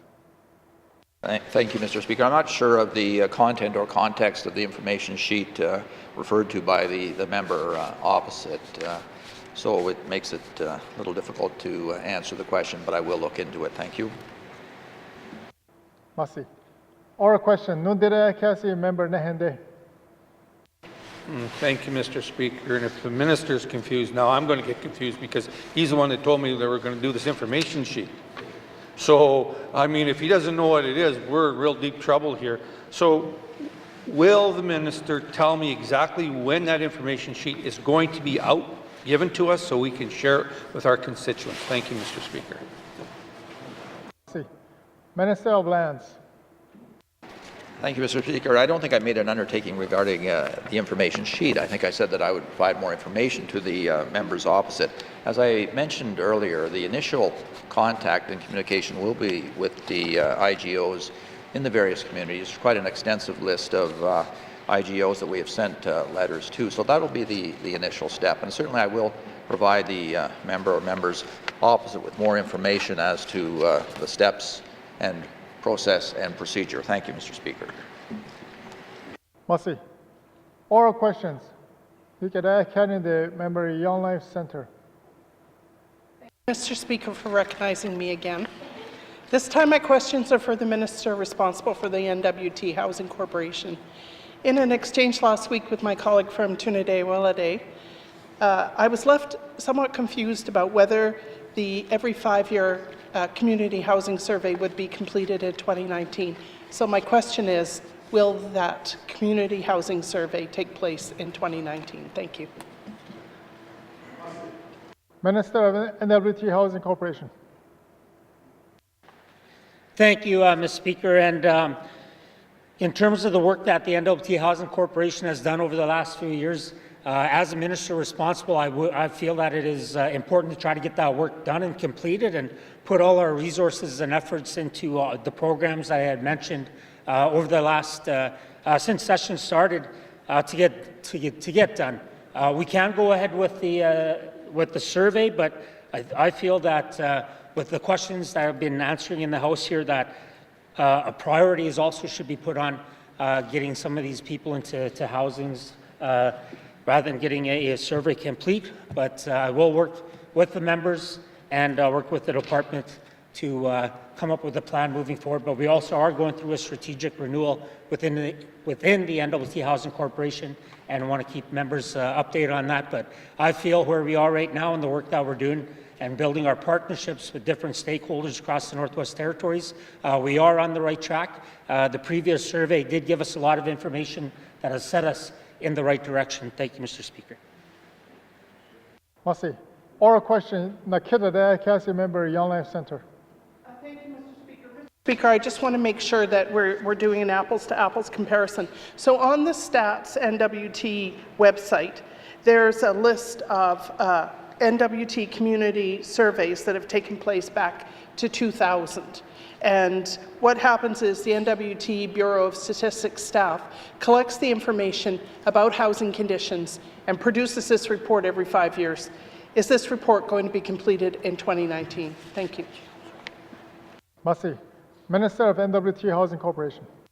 Thank you, Mr. Speaker. I will ensure that our N.W.T. Housing Corporation President and CEO does get in touch with the Bureau of Statistics to ensure that that survey if it is going to be completed this year or not. Thank you, Mr. Speaker. And I will get back to the member on that question. Thank you. Oral question, Tada Cassie, member Yellowknife Centre. Mr. Speaker, this isn't an esoteric point. If we don't measure core housing need and determine which communities need which segments of core housing addressed, then we are going to jeopardize our federal funding. This is the baseline measure used across the country for determining core housing need. And so I appreciate the minister's commitment to get back to me. I want to underline how important it is to have this proper statistical survey done next year. So that was a comment. Thank you. I'll take that as a comment. Oral question. Ikeda Kaninde, member Nahende. Thank you, Mr. Speaker, and I thank you. My questions again are for the Minister of Lands here. As you can see, it's a very important issue, especially when it comes to IGOs, and I'm assuming that's Indigenous government organizations. And depending on another department, it's designated authorities. So can the Minister advise if the department is contacting the municipal governments or the designated authorities or the regional organizations? Thank you, Mr. Speaker. Minister of Lands. Thank you, Mr. Speaker. I can advise that on September 5th, 2018, a large number of letters were sent out dealing with this very important issue of the untenured occupancy of public land. As I say, it's absolutely necessary that we resolve this issue, determine which cabin camps are rights-based and which are not. It went out to many organizations, and I know that at least several of them are at or in or near the member opposite's riding. So we have engaged by sending out letters with a large number of IGOs. Thank you. Masi. Oral question, Akita Kasi member Nahende. Speaker, and I thank the Minister for that answer. And I understand he's going to get a list to us, to myself anyway, to show me whom he's been talking to in the Hindi riding. And I must apologize to the Minister. The information sheet, well, I guess it's the information. So will the Minister be willing to provide that information to us so we can share it with the residents of the Northwest Territories? Thank you, Mr. Speaker. Masi. Minister of Lands.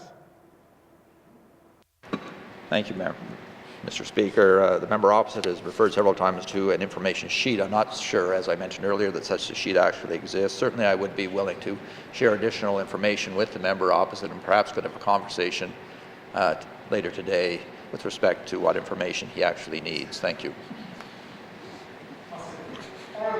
Cassie, member Nahende. Thank you, Mr. Speaker. And I corrected myself, and I said that I said information sheet, but you said information. That's exactly what it was. What I'm asking you for is when you share that information with us, can we share it out to the residents of the Northwest Territories?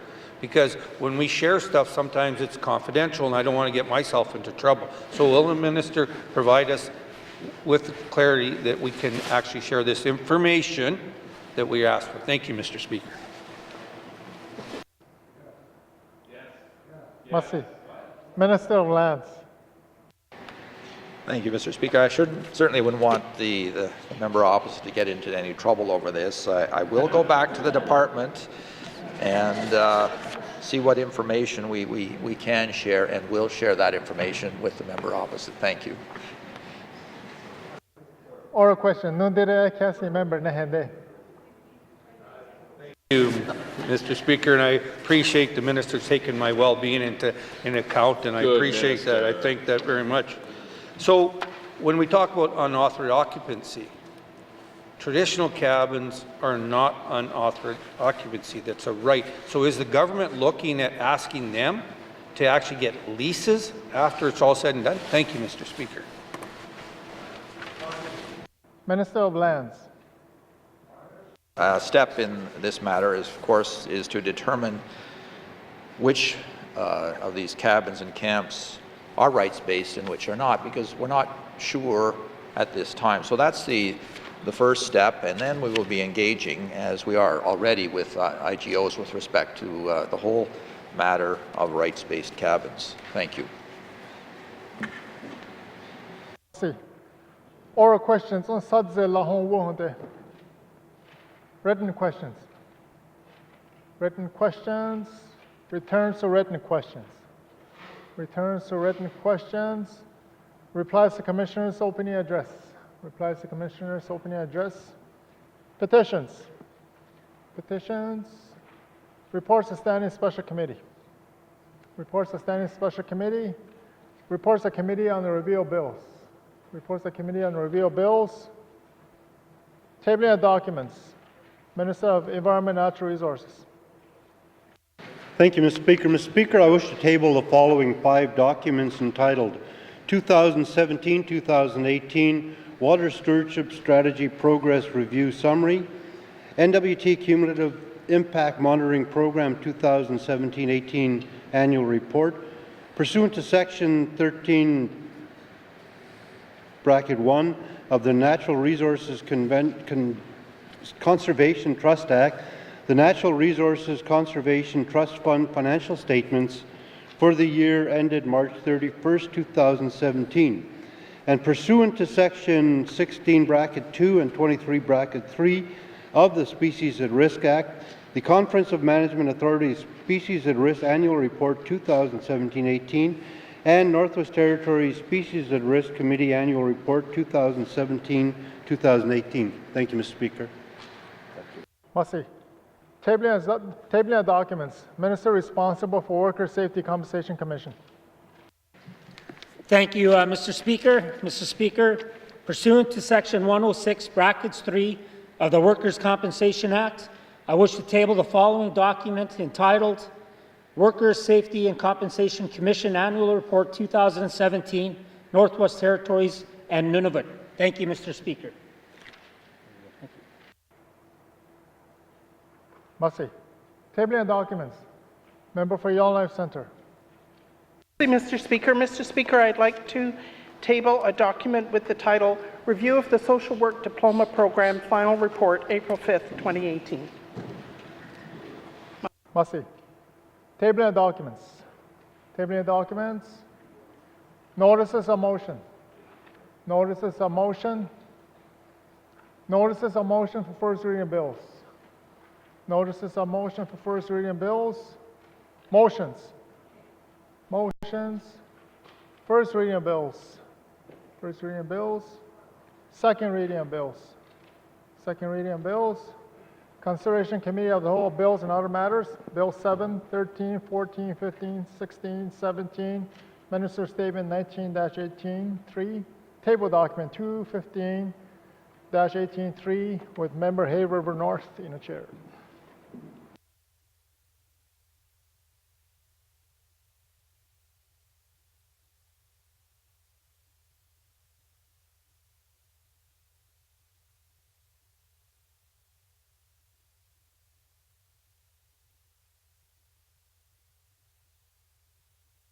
I will now call Committee of the Whole to order. What is the wish of committee, Mr. Testart? Thank you, Mr. Chairman. Mr. Chairman, the committee would like to take under consideration Bill 13, an act to amend the Securities Act, Bill 14, Miscellaneous Statute Law Amendment Act 2018, Bill 15, Document Formalization Service and Notice Reform Statute Law Amendment Act, Bill 16, an act to amend the Social Assistance Act, and Bill 17, an act to amend the Student Financial Assistance Act. Thank you, Mr. Chairman. Thank you, Mr. Testart. Does committee agree? Thank you, Mr. Testart. And as you can all tell, I'm in a rush, so no break today. But I'll give everyone a couple minutes to get organized here. We should be, from my understanding, is that we should move through these pretty quick. So there's no sense of taking a 20-minute break and coming back for only a few minutes. So everyone get organized, take about 2 minutes, and we'll get started right away.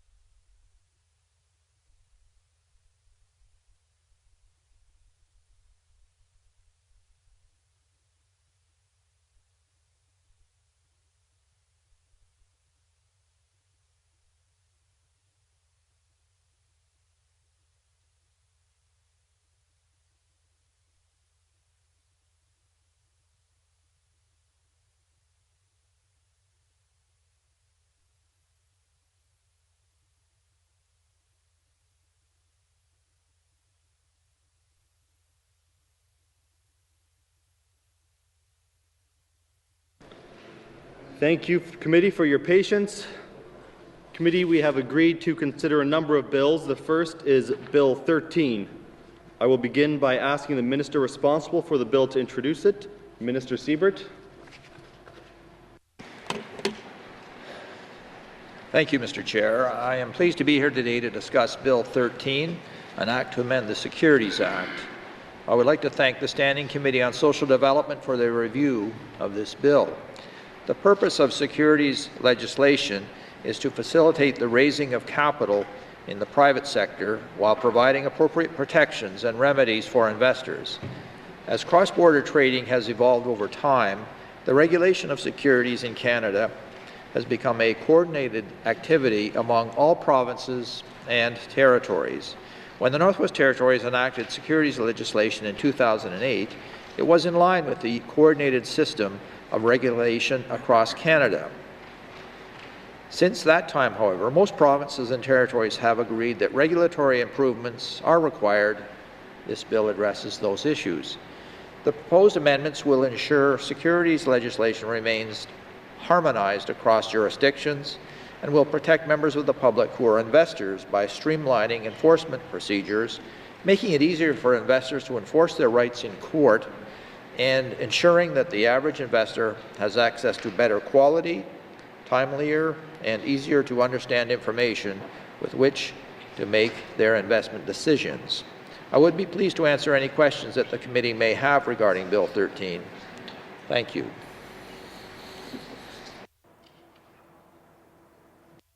Thank you, Minister. I will now turn to the Chair of the Standing Committee on Social Development, which is the committee that considered the bill, for any opening comments. Oh, no.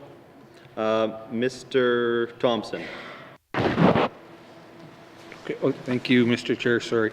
Mr. Chair, the Standing Committee on Social Development concluded its review of Bill 13, an act to amend the Securities Act, on September 27, 2018, with a public hearing held at the Legislative Assembly building. The committee received no public submissions on the bill. The committee supports the government's effort to align territorial legislation with contemporary needs in Canadian interjurisdictional agreements. Individual members may have additional comments or questions as we proceed with considering this bill. Thank you, Mr. Chair. Thank you, Mr. Thompson, for that introduction. Minister, would you like to bring witnesses into the chamber? Yes, I would, please. Thank you, Minister. Sergeant at Arms, please escort the witnesses into the chamber.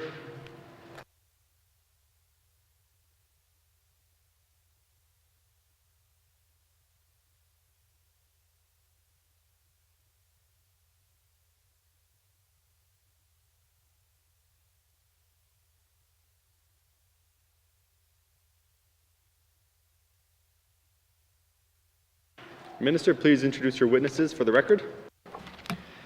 Thank you, Mr. Chair. I have to my right Jeremy Walsh, Policy Officer, and to my left Christina Brownlee, Legislative Counsel. Thank you. I will open the floor to general comments from committee. Do we have any general comments on the bill? There are no general comments. We can proceed to a clause-by-clause review of the bill. Unless I hear any objections, I will proceed in groups. Thank you. Committee, please turn to page 1 of the bill. I will call out the clauses. If committee agrees, please respond accordingly. Clauses 1 through 5.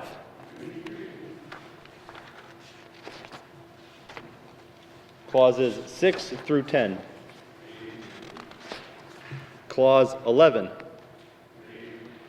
Thank you, committee. To the bill as a whole, does committee agree that Bill 13 is now ready for third reading?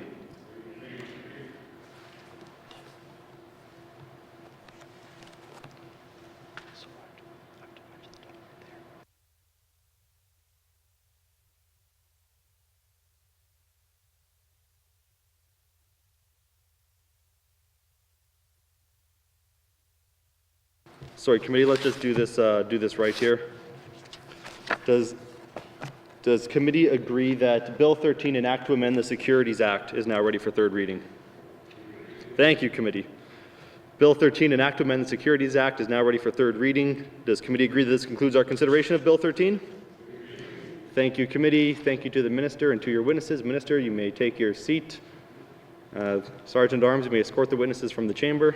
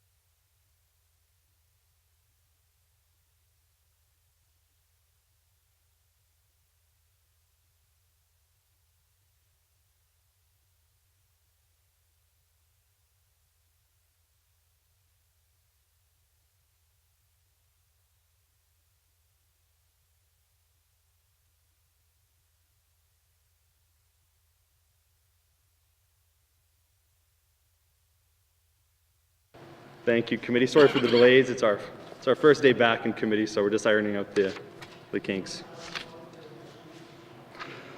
Committee, we have next agreed to consider Bill 14. I will. One second, committee. Bill 14, Miscellaneous Statute Law Amendment Act 2018. I will turn to the minister responsible to introduce the bill, Minister Siebert. Thank you, Mr. Chair. I am pleased to be here today to discuss Bill 14, the Miscellaneous Statute Law Amendment Act 2018. The purpose of Bill 14 is to amend various statutes of the Northwest Territories for which minor changes are proposed or errors or inconsistencies have been identified. Each amendment included in the bill had to meet the following criteria. A, it must not be controversial. B, it must not involve the spending of public funds. C, it must not prejudicially affect rights. D, it must not create a new offense or subject a new class of persons to an existing offense. Departments responsible for the various statutes being amended have reviewed and approved the changes. The amendments proposed in Bill 14 are minor, uncontroversial, or non-substantive, and many consist of technical corrections to a statute. The amendments are of such a nature that the preparation and legislative consideration of individual bills to correct each statute would be time-consuming for the government and the Legislative Assembly. I would like to thank the Standing Committee on Social Development for its review of Bill 14 and would be pleased to answer any questions members may have regarding the bill. Thank you. Thank you, Minister. I will turn to the Chair of the Standing Committee on Social Development, the committee that considered the bill, for any opening comments. Mr. Thompson. Thank you, Mr. Chair. Mr. Chair, the Standing Committee on Social Development concluded its review of Bill 16, Miscellaneous Statutes Law Amendment Act on 2018 on September 27, 2018, with a public hearing held at the Legislative Assembly building. The so-called housekeeping bills, such as this, ensures that territorial legislation is subject to regular review for consistency and accuracy. A minor amendment was made at the committee clause-by-clause review and concurred with by the minister. Following the committee's review, a motion was carried to report Bill 14, Miscellaneous Statutes Law Amendment Act 2018, as ready for consideration in Committee of the Whole as amended and reprinted. Individual members may have additional comments or questions as we proceed with consideration of this bill. Thank you, Mr. Chair. Thank you, Mr. Thompson. Minister, I understand you have witnesses you wish to bring to the chamber. Yes, thank you.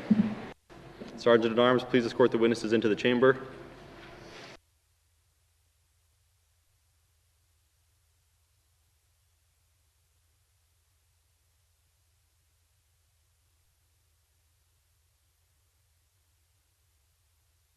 Minister, please introduce your witness for the record. Thank you, Mr. Chair. Mike Reddy, Director, Legislation Division. Thank you, Minister. Welcome to the witness. I will open the floor to general comments on Bill 14. General comments. Seeing none, committee, do you agree that we move to the clause-by-clause review of the bill? Thank you, committee. We will defer the bill number and title until after consideration of the clauses. Please turn to page 1 of the bill.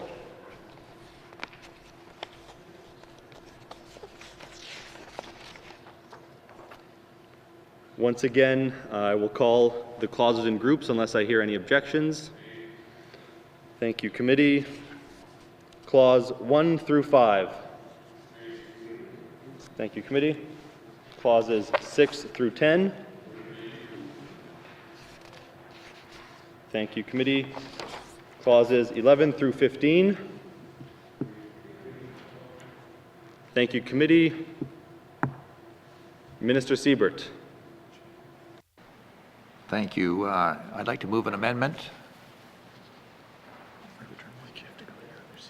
Pardon? Yeah.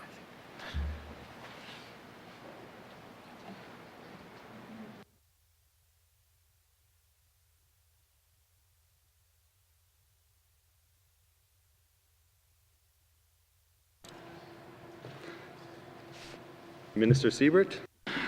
Mr. Chair, I move that Bill 14 be amended by adding the following after Clause 15. Northwest Territories Business Development and Investment Corporation Act, 15.1, subsection 1 in brackets 1 of the Northwest Territories Business Development and Investment Corporation Act is amended in the definition, quotations, business enterprise, close quotation, by repealing paragraphs D and E and substituting the following. D, a corporation incorporated under the Canada Not-for-Profit Corporations Act and commonly known as a Community Futures Organization, or E, an individual. Thank you. Thank you, Minister Siebert. The motion is in order. To the motion.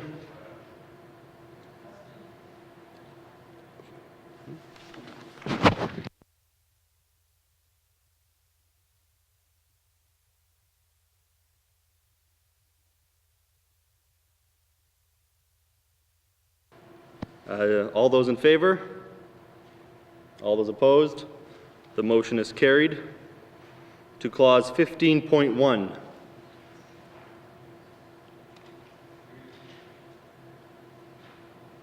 Motion is carried. To clause 15.1. Committee, does committee agree? Thank you, committee.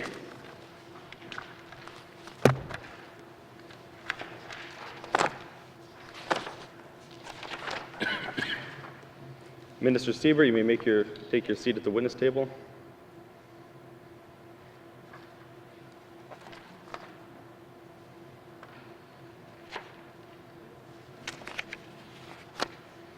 To clause 16 to 20, does committee agree?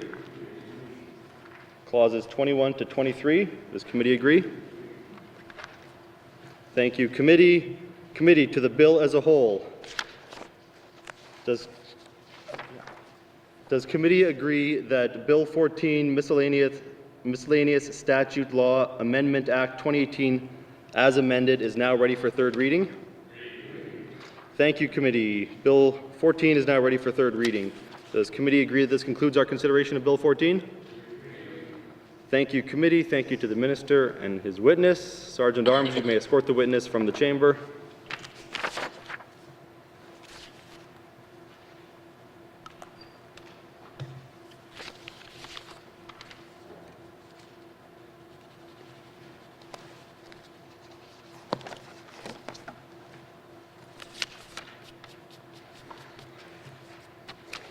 Committee, we have agreed to next consider Bill 15, Document Formalization, Service and Notice Reform Statute Law Amendment Act. I will turn to the minister responsible for the bill for any opening comments. Minister Siebert. Thank you, Mr. Chair. I am pleased to be here today to discuss Bill 15, Document Formalization, Service and Notice Reform Statutes Amendment Act. I would like to thank the Standing Committee on Social Development for its review of Bill 15. This omnibus bill has the overall goal of improving access to justice for residents of the Northwest Territories by introducing a suite of amendments that will improve effectiveness, reduce inconvenience, and lower costs for the government and the public. The Department of Justice has undertaken a comprehensive review of N.W.T statutes, regulations, and court rules with a view to modernizing and streamlining processes and reducing unnecessary barriers for the public. This review also gave consideration to legislation found in other jurisdictions. The Department consulted with all relevant departments, public agencies, and the Law Society of the Northwest Territories before advancing these amendments. There are also a large number of adjustments that relate to regulations, and those are being undertaken independently of the proposed amendments to these statutes. The proposed amendments will provide practical and straightforward options for the service of documents, including alternatives to the use of mail, update and simplify processes for giving notice to individuals and the public at large, and eliminate unnecessary legislative formalities such as requiring documents to be attested to by a notary public or commissioner for oaths or otherwise witnessed. I would be pleased to answer any questions that the committee may have regarding Bill 15. Thank you. Thank you, Minister Siebert. I will turn to the Chair of the Standing Committee on Social Development, the committee that considered the bill, for any opening comments. Mr. Thompson. Thank you, Mr. Chair. Mr. Chair, the Standing Committee on Social Development concluded its review of Bill 15, Document Formalization, Service and Notice Reform Statute Law Amendment Act, on September 27, 2018, with a public hearing held at the Legislative Assembly building.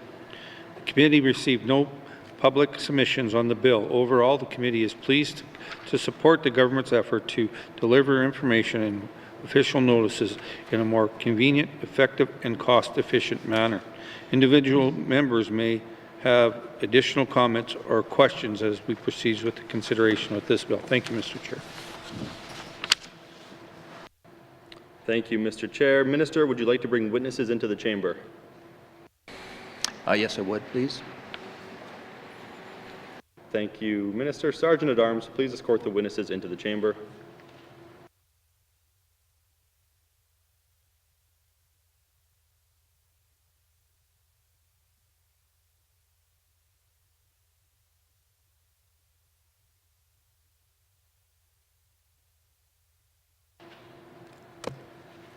Minister, please introduce your witnesses for the record. Thank you, Mr. Chair. To my left is Christina Brownlee, Legislative Counsel, and to my right, Mark Aiken, Assistant Deputy Minister, Attorney General. Thank you. I will open the floor to general comments. General comments on Bill 14? Seeing none, we will proceed to a clause-by-clause review, deferring the bill number and title until after consideration of the clauses. Once again, we will consider the clauses in groups. I will call out the clause. If committee agrees with the clause, please respond accordingly. Committee, please turn to page 1 of the bill. Clauses 1 through 5. Thank you. Clauses 6 through 10. Thank you. Clauses 11 through 15. Thank you, committee. Clauses 6 through 20. My apologies, I misspoke. To clauses 16 to 20. Thank you, committee. Clauses 21 to 25. Clauses 26 to 30. And to clause 31. Thank you, committee. To the bill as a whole, does committee agree that Bill 15, Document Formalization, Service and Notice Reform Statute Law Amendment Act, is now ready for third reading? Thank you, committee. Bill 15 is now ready for third reading. Does committee agree this concludes our consideration of Bill 15? Thank you, committee. Thank you to the minister and your witnesses. Sergeant at Arms, you may escort the witnesses from the chamber.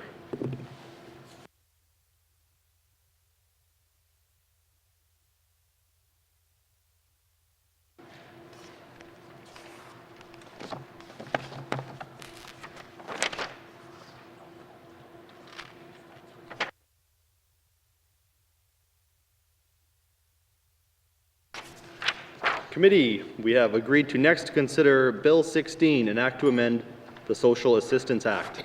I will call on the minister responsible for the bill to introduce it, Minister Cochran. Thank you, Mr. Chair. I'm pleased to be here today to introduce Bill 16, an act to amend the Social Assistance Act. I'd like to thank the Standing Committee on Social Development for their review. Bill 16 seeks to extend the term of Social Assistance Appeal Board members from 2 years to up to 4 years.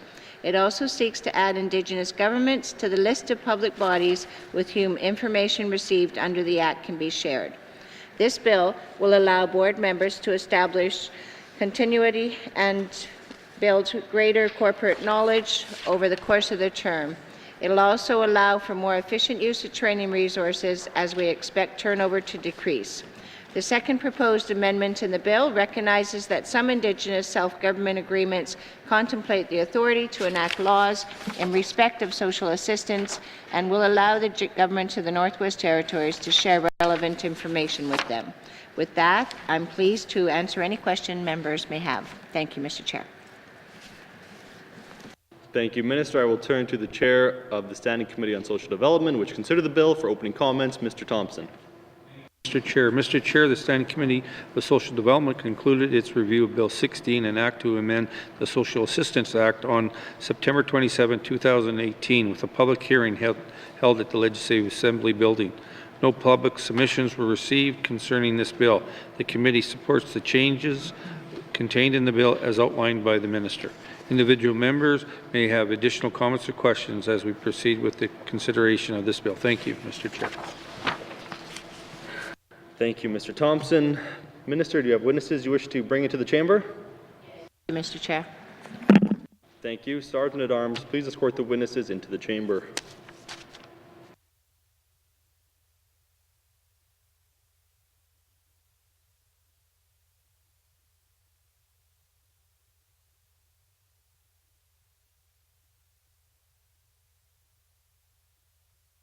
Minister, please introduce your witnesses for the record. Thank you, Mr. Chair. On the right is Mr. Andy Bevan. He's the Assistant Deputy Minister for Labour and Income Security with the Department of Education, Culture and Employment. On my left is Christina Brownlee. She's the Legislative Counsel for the Department of Justice. Thank you, Mr. Chair.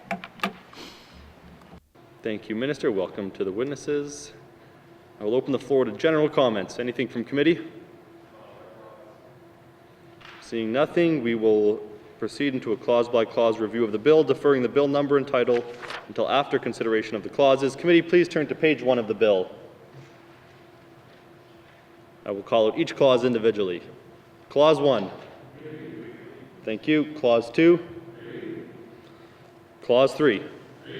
Thank you, committee. To the bill as a whole. Does committee agree that Bill 16, an act to amend the Social Assistance Act, is now ready for third reading? Thank you, committee. Does committee agree this concludes our consideration of Bill 16? Thank you, committee. Bill 16 is now ready for third reading. Thank you to the Minister and your witnesses. Sergeant at Arms, you may escort the witnesses from the chamber.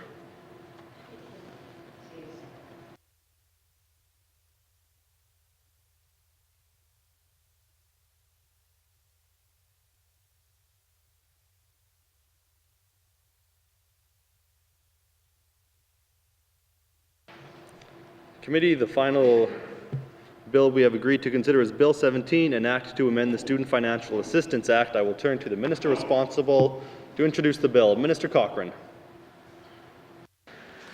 Thank you, Mr. Chair. I'm pleased to be here today to introduce Bill 17, an act to amend the Student Financial Assistance Act. I'd like to thank the Standing Committee on Social Development for their review. This bill seeks to extend the term of Student Financial Assistance Appeal Board members from 2 years to up to 4 years.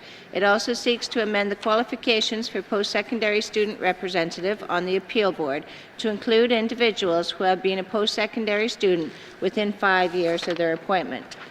This bill will allow board members to establish continuity and build greater corporate knowledge over the course of their term. It will also allow for more effective use of training resources over the course of members' term, as the turnover in membership is expected to decrease.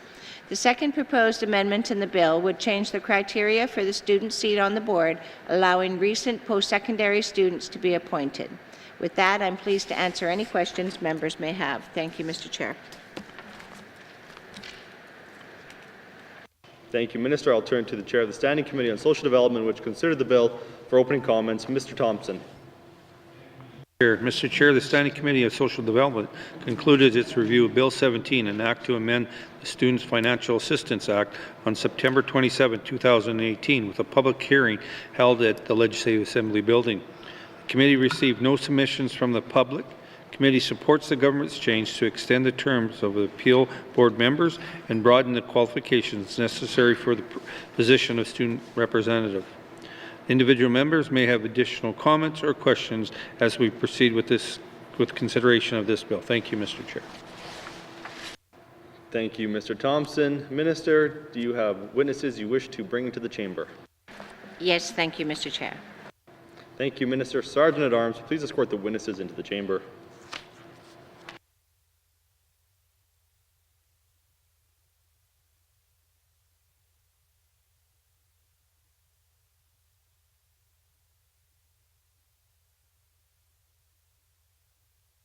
Minister, please introduce your witnesses for the record. Thank you, Mr. Chair. On my right is Mr. Andy Bevan, the Assistant Deputy Minister for Labour and Income Security with the Department of Education, Culture and Employment. On my left is Ms. Christina Brownlee, the Legislative Counsel with the Department of Justice. Thank you, Mr. Chair. Thank you, Minister. Welcome back to the witnesses. I'll open the floor to general comments. Seeing none, we will proceed to a clause-by-clause review of the bill, deferring the bill number and title until after consideration of the clauses. Committee, please turn to page 1 of the bill. If you agree with the clause, please reply accordingly after I read it out. Clause 1. Thank you. Clause 2. Thank you. Clause. No more clauses. Committee, to the bill as a whole, does committee agree that Bill 17, an act to amend the Student Financial Assistance Act, is now ready for third reading? Thank you. Bill 17 is now ready for third reading. Does committee agree this concludes our consideration of Bill 17? Thank you, committee. Thank you to the minister and to your witnesses. Sergeant at Arms, you may escort the witnesses from the chamber. What is the wish of committee? Mr. Testart. Thank you, Mr. Chair. I move that the chair rise and report progress. Thank you. Thank you, Mr. Testart. There is a motion to report progress. The motion is in order and non-debatable. All those in favor? All those opposed? The motion is carried. I will rise and report progress.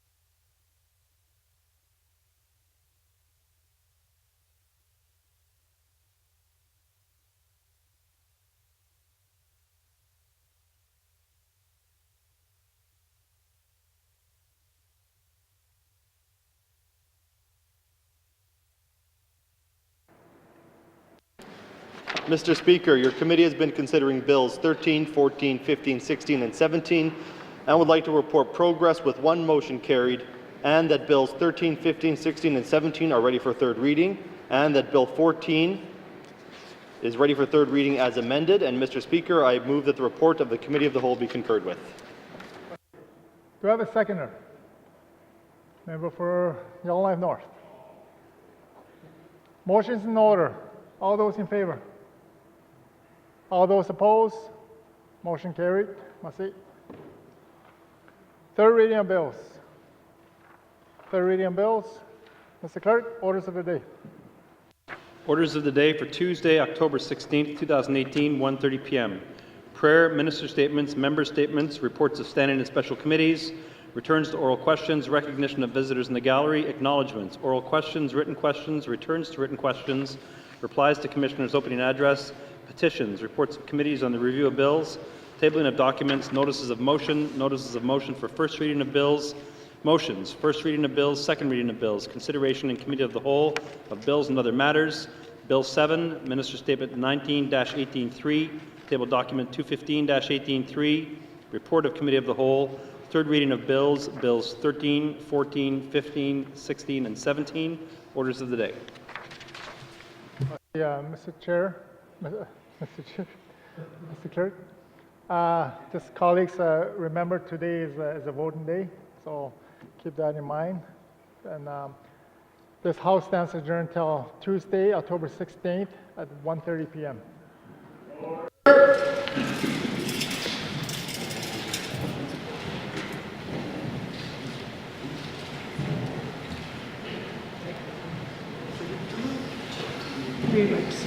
Speed, Chair. What's that?